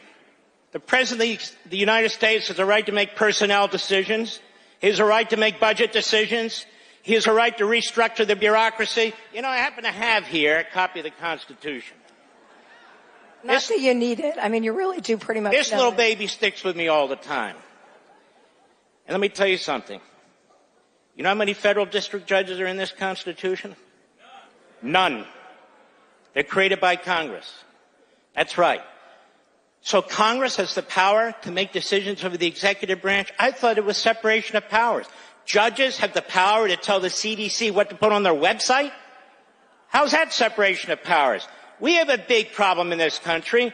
We can't decide if we're a constitutional republic, a federal republic, a representative republic, or a republic at all. And the truth is that if they have their way, the people who are worried about the Constitution, first of all, what Constitution are they worried about? The old Soviet Constitution? Because they're sure as hell not worried about our Constitution, that I can tell you. You can't be a Marxist and Islamist, a radical leftist, and support the Constitution of the United States. You just can't. What Elon Musk, with the leadership of Donald Trump, have uncovered is a government within a government. It's not just waste, fraud, and abuse. It is a subterranean government that is spending trillions of dollars to push a radical left agenda. And we have no help from you in the media who are attacking the very people who are uncovering the bloat and the spending and the waste and the criminality. Why the hell aren't you uncovering it? That's your damn job. Well, and it's the same media that likes to avail itself of the First Amendment, right, when it's convenient. So, oh, can I? Yeah. AP and the rest of you big corporate media, it says freedom of the press. It doesn't say freedom of the corporate press, okay? The President of the United States can decide which press he wants in the press room and which he doesn't. Who died and gave you permanent seats in the press room? NBC and ABC and CBS. Besides, we don't get news from you people. I wrote a whole book on it called Unfreedom of the Press. You're Democrats, you're leftists, we know exactly who you are, what you're doing. You can do whatever you want on your own time. You can pretend you're in the press. We're not going to shut you down. We want you out there. Why? We want the schmucks out front so everybody can see what they look like. Well, that's okay.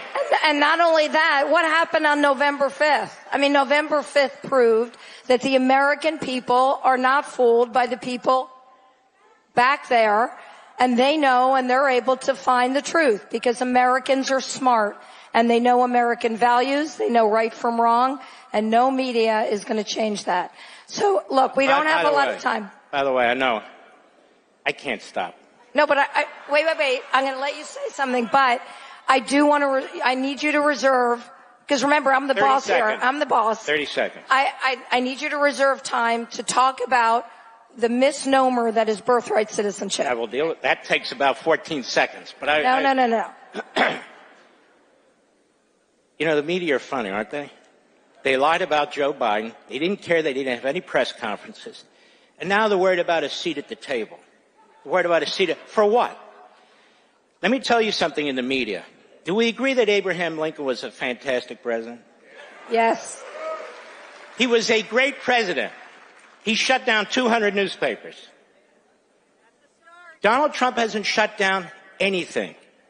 You're going broke because we the people are shutting you down. We're not subscribing. We're not buying your damn newspapers. We're not watching your TV shows. We support the First Amendment. We support free speech. We support freedom of the press. You don't. How do you really feel about it, honey? No, just kidding. Okay, so now seriously, I think we need She's pretty. We need to talk about birthright citizenship because, again, this is a perfect example of what the left do. They take words like democracy and the Constitution, and then they exploit them because they don't really care about either of them. So they came up with this term, birthright citizenship, like anybody who comes here illegally and gives birth, that child, that baby, is an American citizen like magic. And that's not true. They cite the 14th Amendment. Do your Mark Levin thing where you give a little bit of a primer. No, because it's really important. It was so taken hostage, this paragraph in the 14th Amendment. First of all, I wore the wrong socks, honey. I'm showing a little ankle up here. I'm not showing any more. Okay, so I wasn't going to bring an intention to All right, let me do it. I've been talking about this for 20 years. Read it yourself.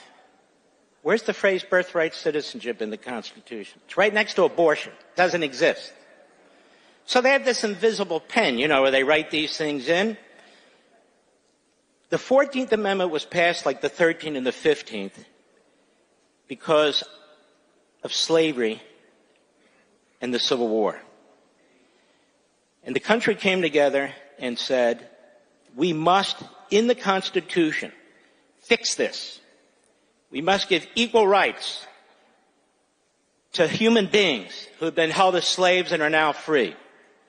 We must give them all the protections and rights of a citizen of the United States.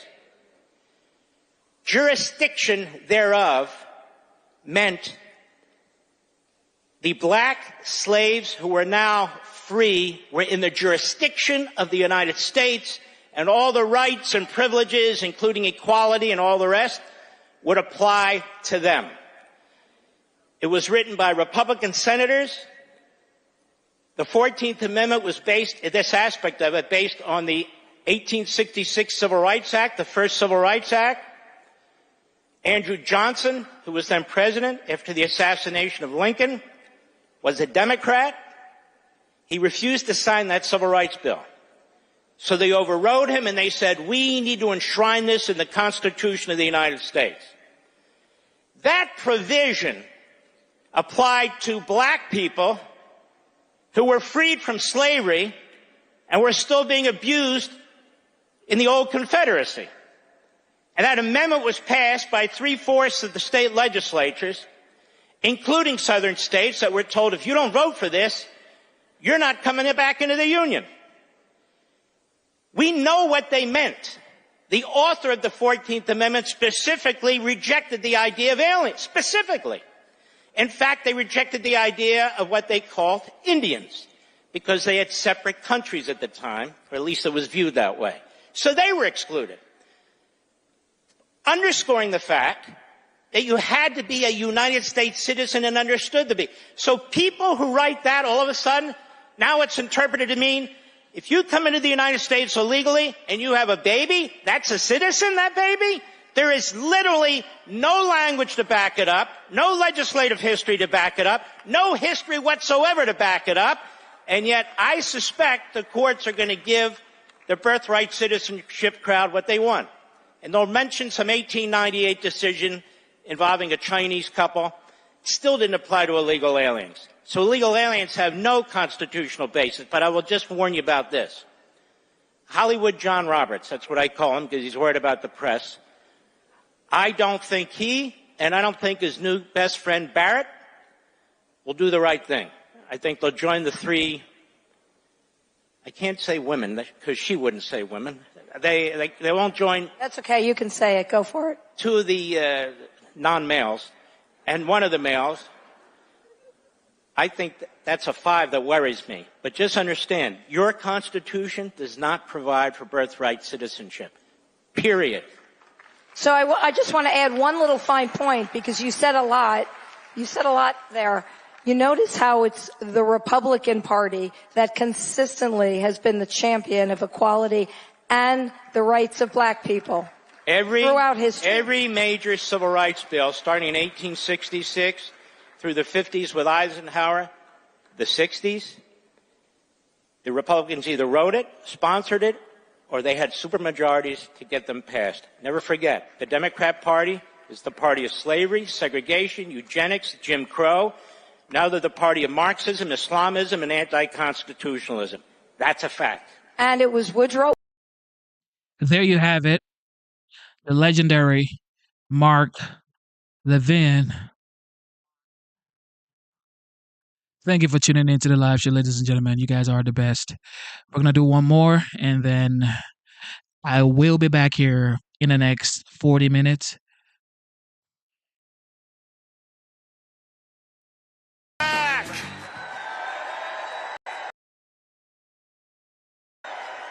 Who is ready in just a few short hours to hear from the man himself, our 47th president, Donald J. Trump? My friends, it has been a long road, has it not? It's been a long road. And these last 4 years, we felt every single painful minute. But nothing, my friends, is sweeter or more extraordinary than victory.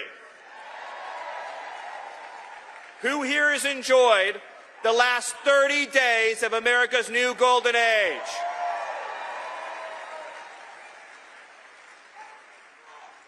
And who here has been filled with pride and excitement in watching President Trump install the most extraordinary cabinet and team any of us has ever seen?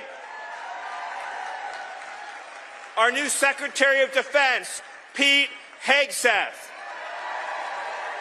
Our new Secretary of Health and Human Services, Robert F. Kennedy, Jr.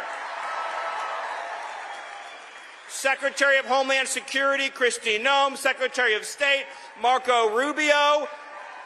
And of course, we have at the Department of Government Efficiency, Elon Musk. White House Chief of Staff, Susie Wiles. And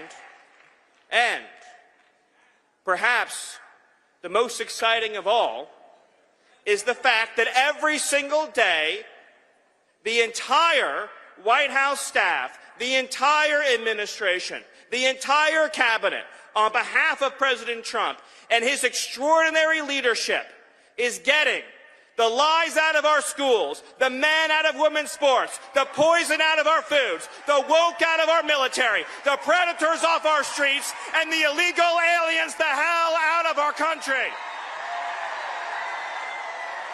Facts. It's happening. It is happening. Every day under President Trump, he is saying hell no to DEI. He is saying hell no to CRT. He is saying hell no to the indoctrination of our children. And he is saying hell yes to the idea that America belongs to Americans.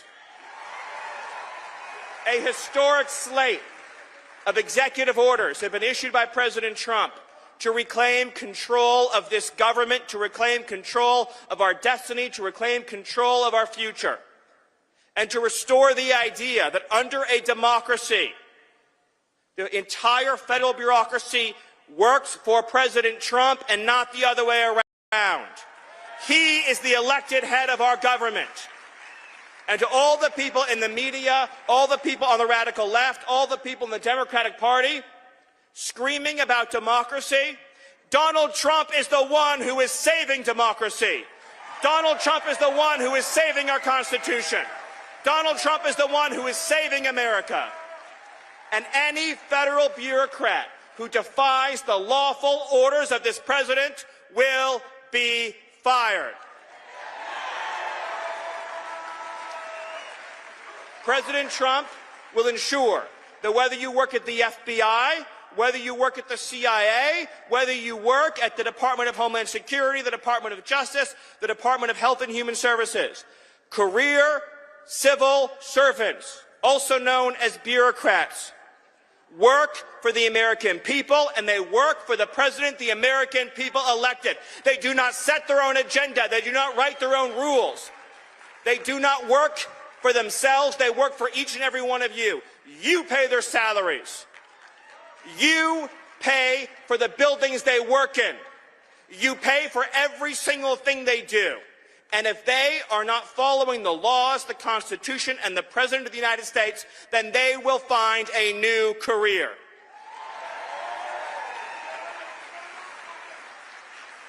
By the way, speaking of the FBI, who here is thrilled about Kash Patel?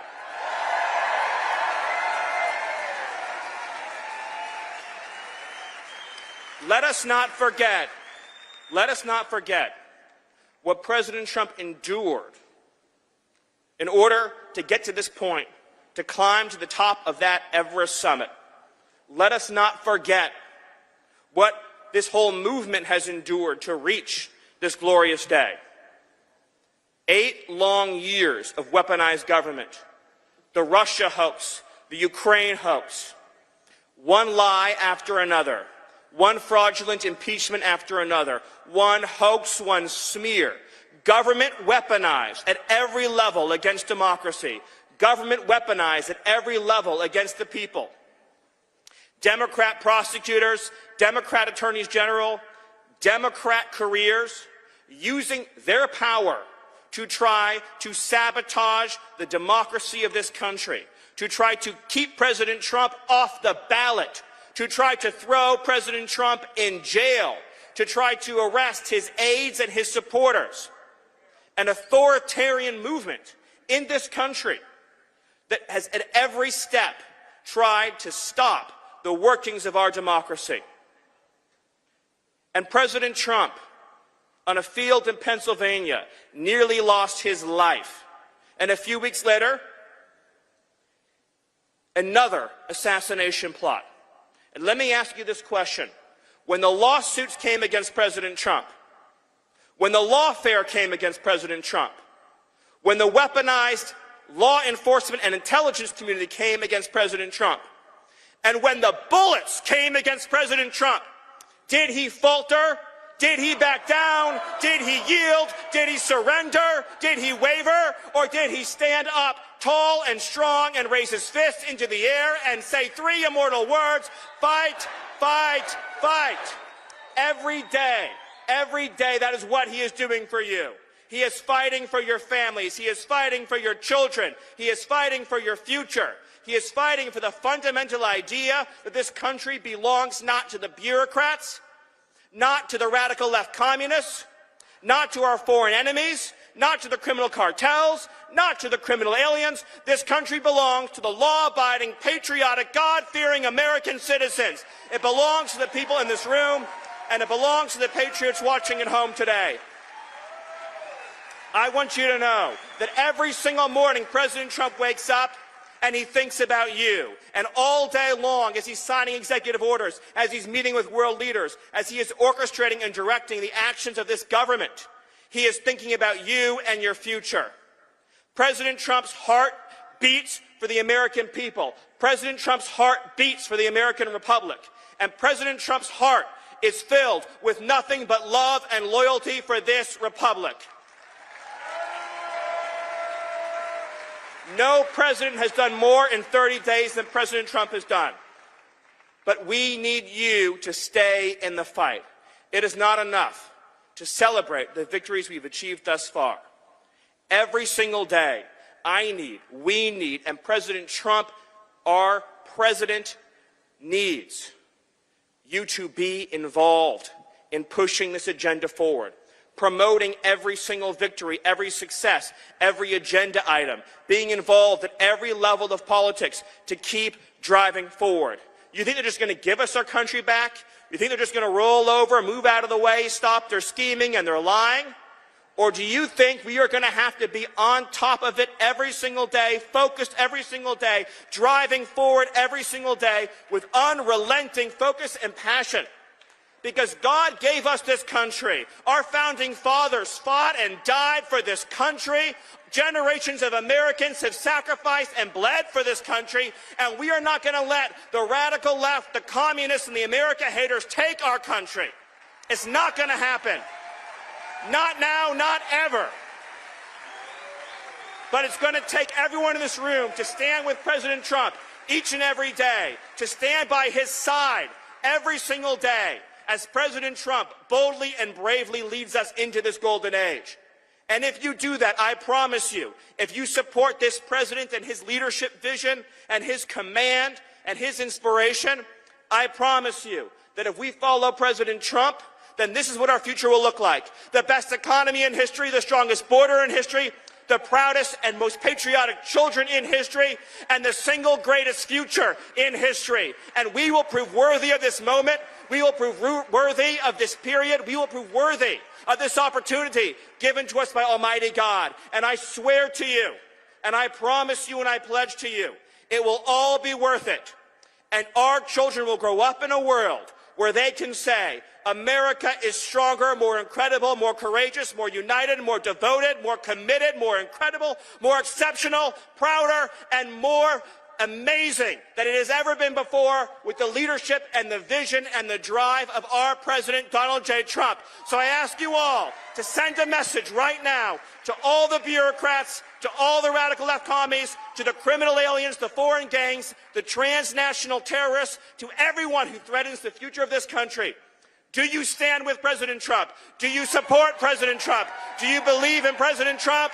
And do you believe in the future of America? Thank you. God bless you, and God bless. Everybody working with Trump, every one of them are so optimistic. They are so positive. They want to see the country go in the right direction. They want to see the country become successful. They respect Donald Trump. They respect his mandate. They respect his objectives. They respect his vision. This is what we need. Everybody on one accord. This is what we need. I'm so blessed right now. I feel so blessed right now, man. And there's a lot of craziness going on in my life personally, but just to be able to see this and experience it makes me feel better, man, with all the craziness going on in this world. To know we have accountability in the White House. My sweet Sarah. Oh my God. Okay, so Sarah Huckabee was also at CPAC. All right, let's listen to Sarah Huckabee, governor. Okay, Governor Sarah Huckabee. So excited to have Sarah with us. We are in countdown mode right now because guess who's coming? Who's going to close out CPAC? I mean, just a slightly well-known individual, maybe the most popular human on the face of the planet right now. Yeah. So, America's favorite president. That's right, President Trump. Are you all excited?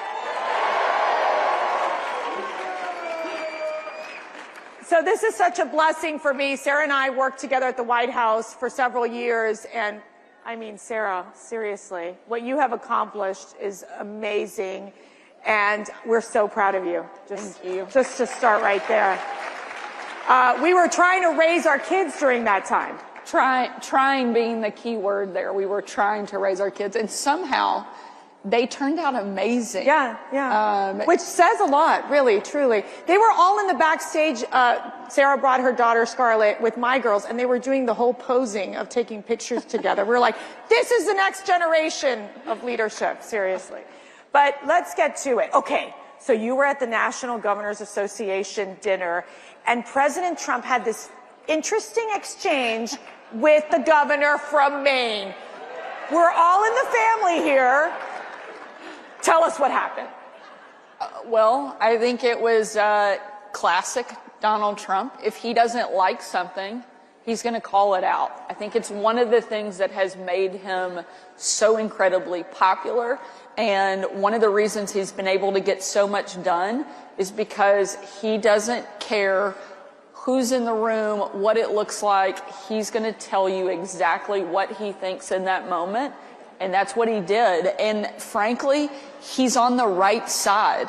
I'm so tired of hearing the left say that they care about women when they can't even tell you what a woman is. And we finally have a president who will stand up for women and fight back. And I think that it's a great thing to see Donald Trump being the one to sign executive orders that defend and define what a man and what a woman are, which it's sad that we have to do that. But also, as a mom of a daughter that is a 12-year-old volleyball player, that we have somebody that's saying, no, we're not going to let men play girls' sports.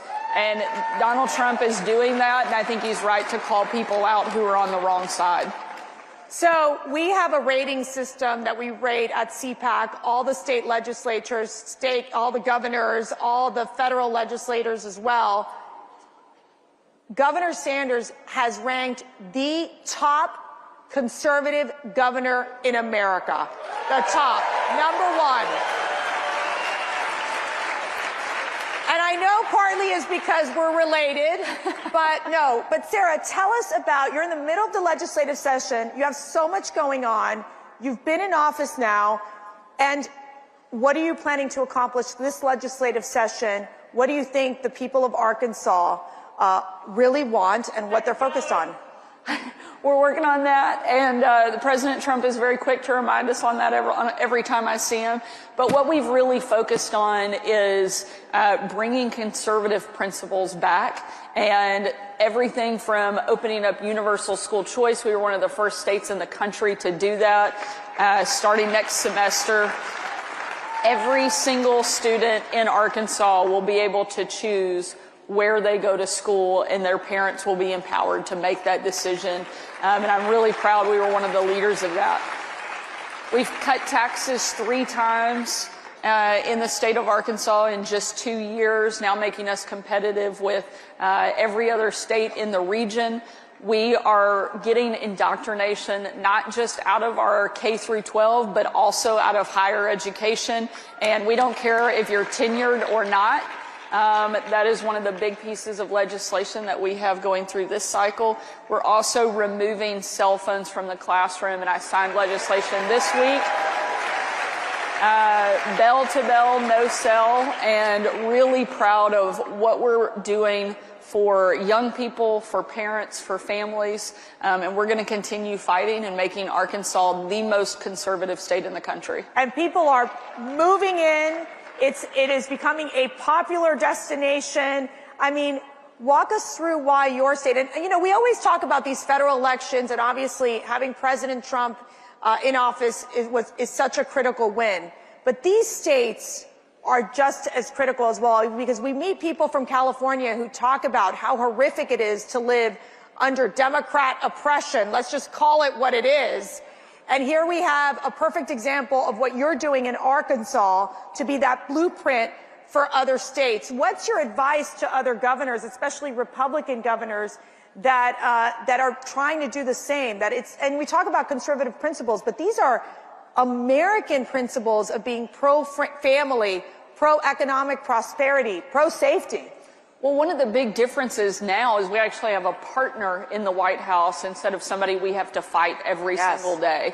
I got to see Lee Zeldin yesterday. He's the new head of the EPA. I said, I'm just glad we have somebody there that we don't have to sue every single week, and we can actually work with to get things done. You know, over the last several years, Republican governors are the ones who have held the line. While Washington was a completely broken, dysfunctional mess, Republican governors are the ones who stepped up and worked on securing the border. We sent Arkansas Guard to the border 2 separate occasions over the last couple of years because Joe Biden wouldn't get the job done. Now we have a partner in Donald Trump who's not going to just be a partner, but he's going to be a leader. He's going to be the #1 fighter, pushing back on some of the crazy wokeness that we have seen the left try to impose on our families, on our schools, on our businesses. And Republican governors are going to be right there with him. We're going to make sure that our schools do not become indoctrination factories for the left. We're going to make sure that you can run your business the way that you want to and that you can raise your kids the way that you want to, as it was intended in this country. And I'm proud of the work we've been able to do. Arkansas is now the #1 state in the country that people are moving to. It's not Texas, it's not Florida, it's not Virginia, it's Arkansas. So if you don't live there yet, we're ready for you to move and call that your home. We're the #1 state for economic growth. We're the lowest cost of living. We are booming on all fronts, and it's because we're implementing good conservative policy that lets you live your life without constant government intrusion. And that's something we're proud of and something we're going to continue to do in our home state. Gosh, wouldn't she make a great vice presidential pick in 2028? I think so. I do. I do. Sorry, Sarah, you don't have to respond to that. Okay. I'm not. Very happy to be in Arkansas. Okay, maternal health, you're providing funding. I really want you to talk about this problem this crisis you discovered in your state, how you're solving it, because it's not only impacting states like Arkansas, but other states as well in the South. Walk us through what you're doing there. You know, one of the things that I think is so important for the pro-life community is that we don't just focus on the baby when they're in the womb, but it's what does that look like after, and making sure that we are actually fighting for kids every single day. And that's something that's really important in our state. We had about 10% of moms in Arkansas that were never seeing a doctor until they were in labor. That's unacceptable, especially when they have that access to care. They just weren't taking advantage of it. We know that healthy moms make healthy babies, so we've invested heavily in making sure that those women get the care that they not only need and deserve, but they know that their life and their child's life has value. And it's something that we want to protect at every single stage. And so we're investing heavily in the maternal health problem in Arkansas, and something that we're going to expect to see a dramatic impact and dramatic results just in a short amount of time. So we've seen President Trump right now, where he's been in office for 32 days. It feels like it's been like 10 years that he's been in office. It's so remarkable to watch the amount of work he's been able to accomplish. Now, as us, the Trump 45ers, is that what we are? Yeah. Okay. Makes us sound older than we are. Makes us sound so old. Help me figure out here. Like, I'm watching this and going, I'm amazed. I'm amazed. It is so different from what our experience was at the time.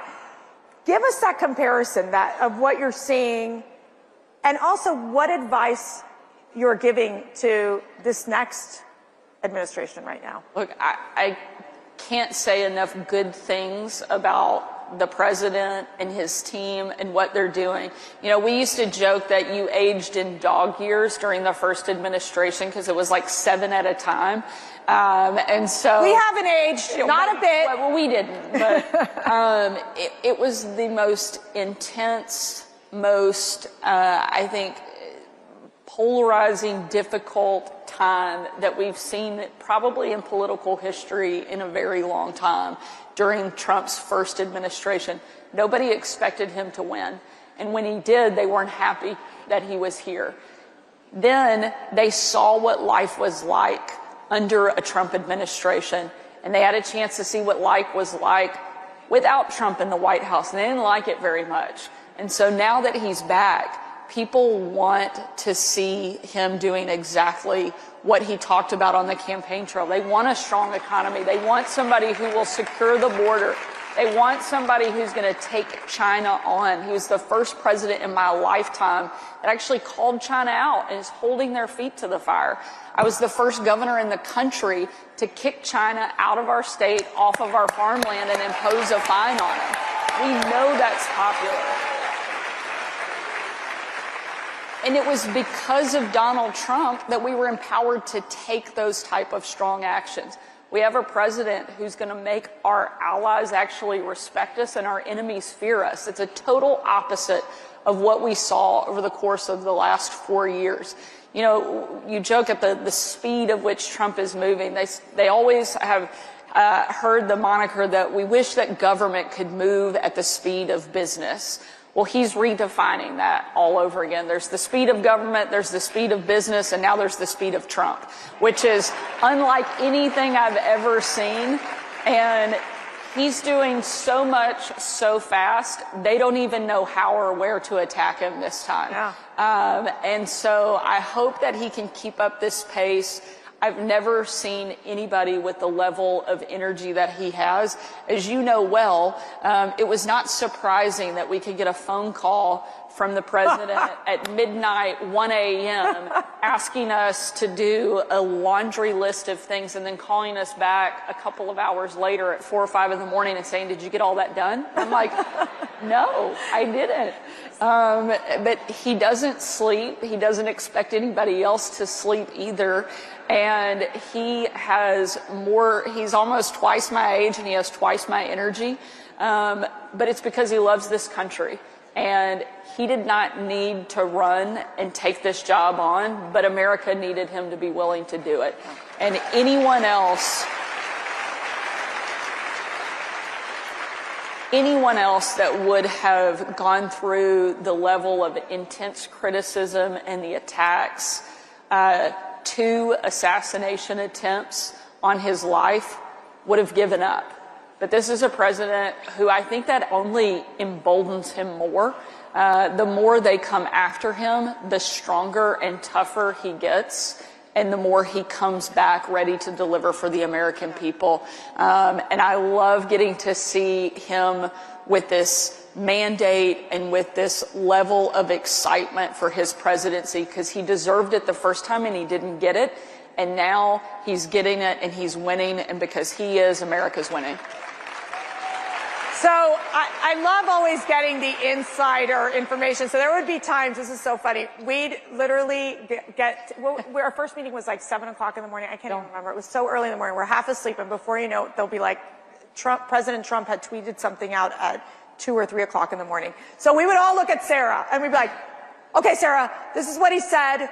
What are our talking points?" I mean, that's how it was. I mean, it was so really learning on the job too. So now that you've transitioned from being, the president's spokesperson, the press secretary at the White House, into being the governor of a state, how does that feel? I mean, how is it so different?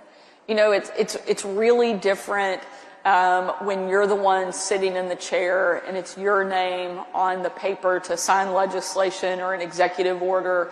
There's a different weight and responsibility that comes with that.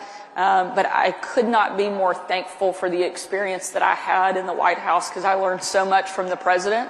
One, never back down, never stop fighting, and always do what you think is right, and the rest of it works itself out pretty well.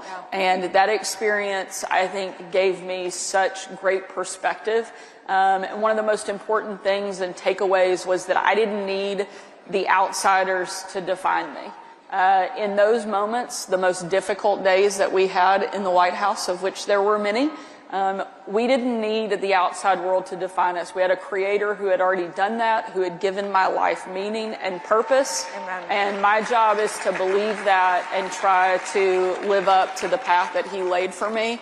And if I do that, the rest of it, whether it's in the White House, my house, or the governor's mansion, gets really simple after that. And so proud of what we've been able to do, and glad that I got to do it alongside some of the most amazing people on the planet. You're going to make me cry. Sarah would get up every time we'd go into her office. She would have her scripture open every day. Every day. It's what guided you every day. Otherwise, I'm not sure we would have survived. I would agree. And I'd come in with my holy water. The Protestant, the Catholic, we're all in it together, okay? So I just want to get this question in real quick, because, Doge has been a phenomenon. It's been a phenomenon in the federal government, but you have like pre-Doge. We started something we called Arkansas Forward. It was a project to go in, look at government efficiency, waste, fraud, and abuse. Just within the first 6 months, we've already identified at least $300 million in savings, which is big for Arkansas. Our budget's $6 billion. And so for us to identify that level of savings already that we're implementing, and some of it was as basic as getting rid of old phone and fax lines that haven't been in use in years. We will now save the state of Arkansas $1 million a year just eliminating things like that. If we can do that on an Arkansas small state level, I can't imagine what they're going to continue to be able to uncover through DOGE and the amount of savings and waste, fraud, and abuse they're going to be able to get rid of. It's an exciting thing to see. So, Sarah, what inspires you every day? My family. I have, my daughter's here, so I'll cry when I talk about my kids.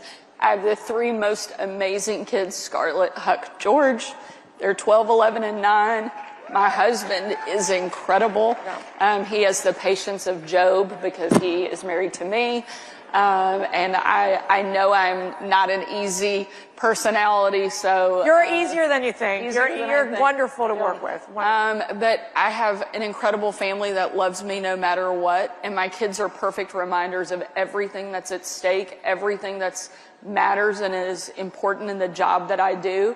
And I don't mean the job as governor. While that is a big role and one I love and I'm proud and honored to have, there's no more important and bigger task that I have than being a mom.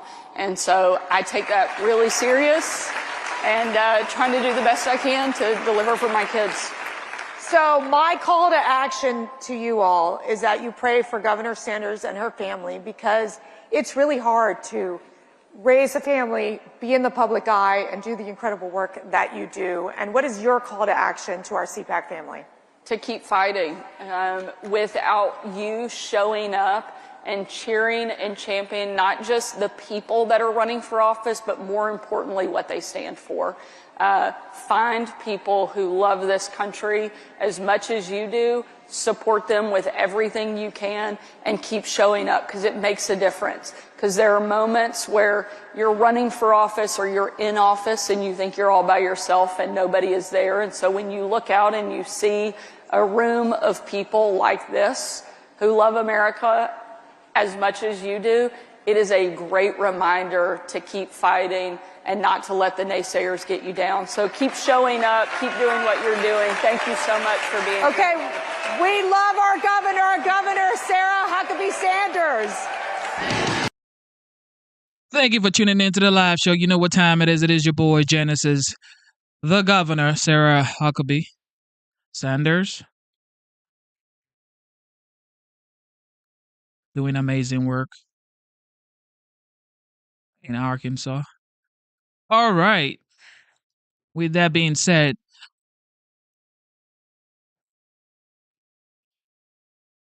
Director of National Intelligence, Tulsi Gabbard.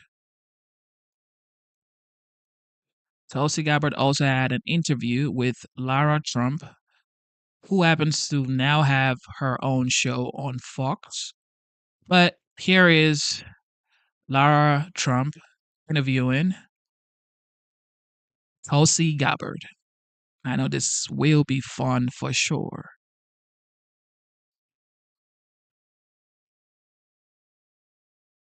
One of the newest members of our country's national security team, Tulsi Gabbard, has carved probably the most unique path to her current role. From presidential candidate to disillusioned Democrat, and now one of our nation's staunchest defenders during President Trump's second term. She's bold and strong and won't let anything stand in her way. But I'll let her tell you herself. Well, the official director of national intelligence, Tulsi Gabbard, it's sort of amazing. If you look back 5 years ago, you ran for president as a Democrat. Yeah. Could you ever have pictured that you would right now be sitting as part of Donald Trump's administration? It's not something that I pictured back then. And quite frankly, it wasn't something that I pictured even a few months ago. It's been an incredible experience for me to just be a small part of helping President Trump get elected and to now be in a position to help carry out his mandate, to end that weaponization and politicization of our intelligence community, of our law enforcement. It's a privilege. You are a person who can speak to that to a certain extent. You are also the first female combat veteran to be Director of National Intelligence. How does your past experience help you in this role, and what are you taking from what you've done in the past and utilizing it now? Shortly after criticizing the fact that Tulsi came from the Democrat Party and now she's become the Director of National Intelligence under the Trump's administration. This lady used to be a Democrat. Now she is a Republican. And I am predicting that the first woman president the United States will have will be Tulsi Gabbard. I may be wrong, but I suspect Tulsi Gabbard will be the first woman president. And the Republican Party will achieve this. Vice President Kamala Harris, who had just become candidate Kamala Harris after President Biden stepped aside, I was very quickly placed on this little-known domestic terror watch list called Quiet Skies.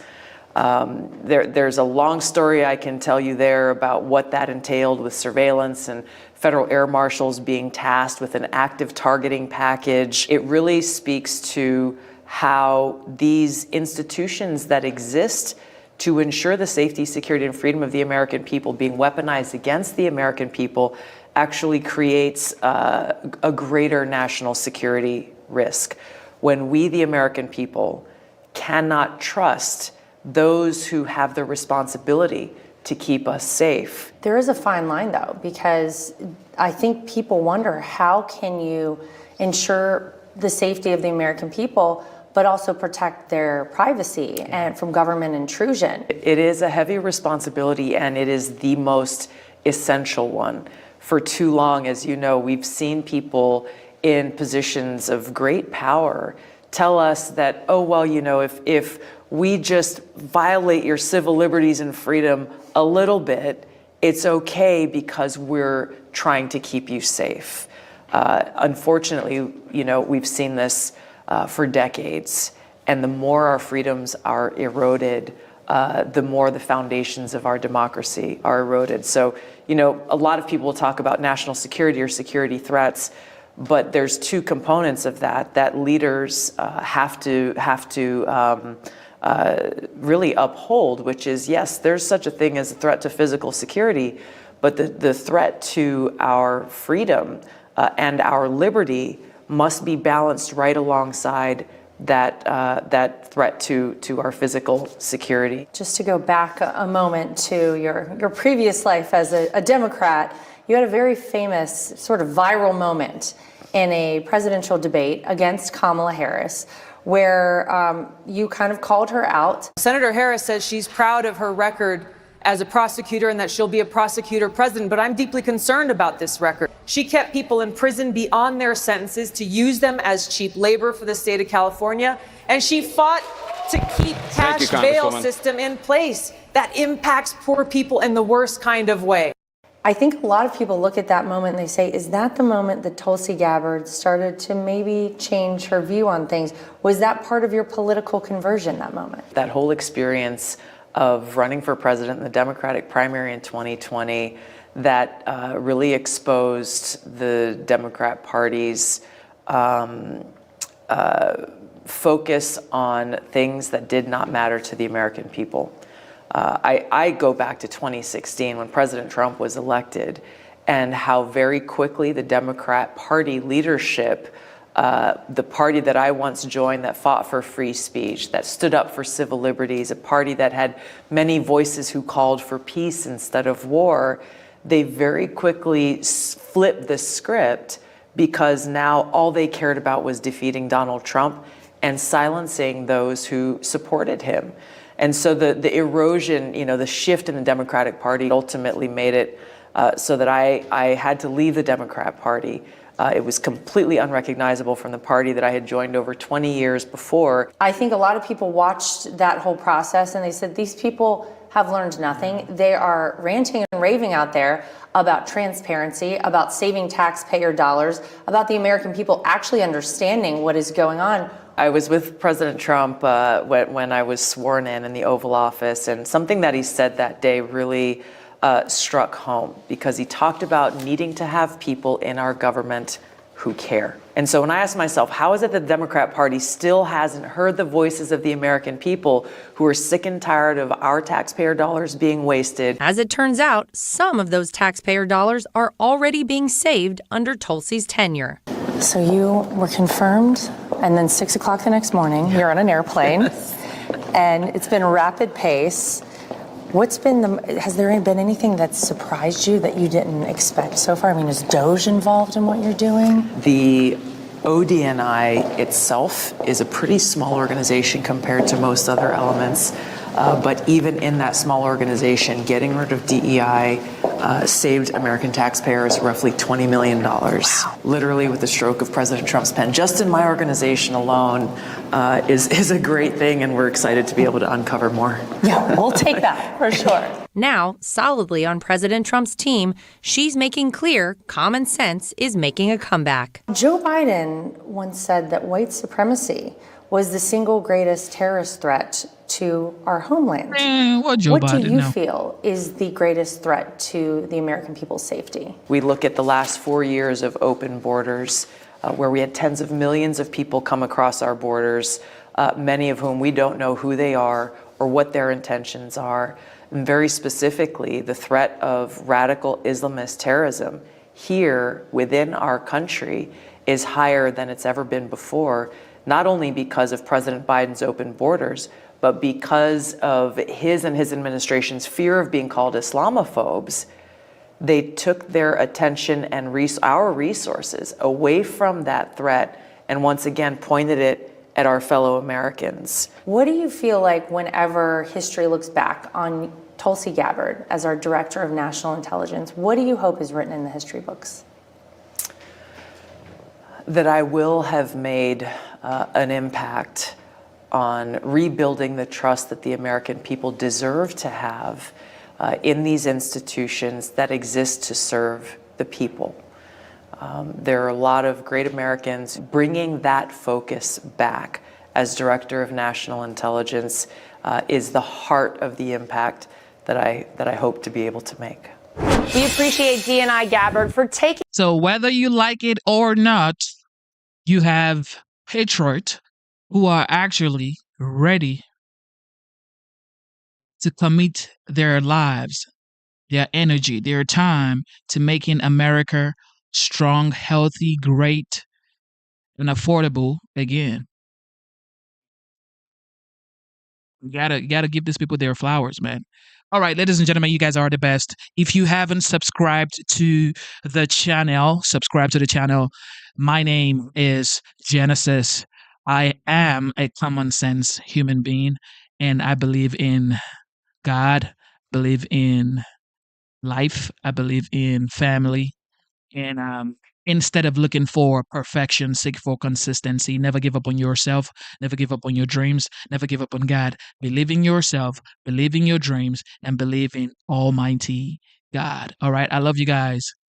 Join the membership of the channel. It is $4.99. Okay, it is $4.99 to join the memberships. If you like the channel, if you like the conversations that you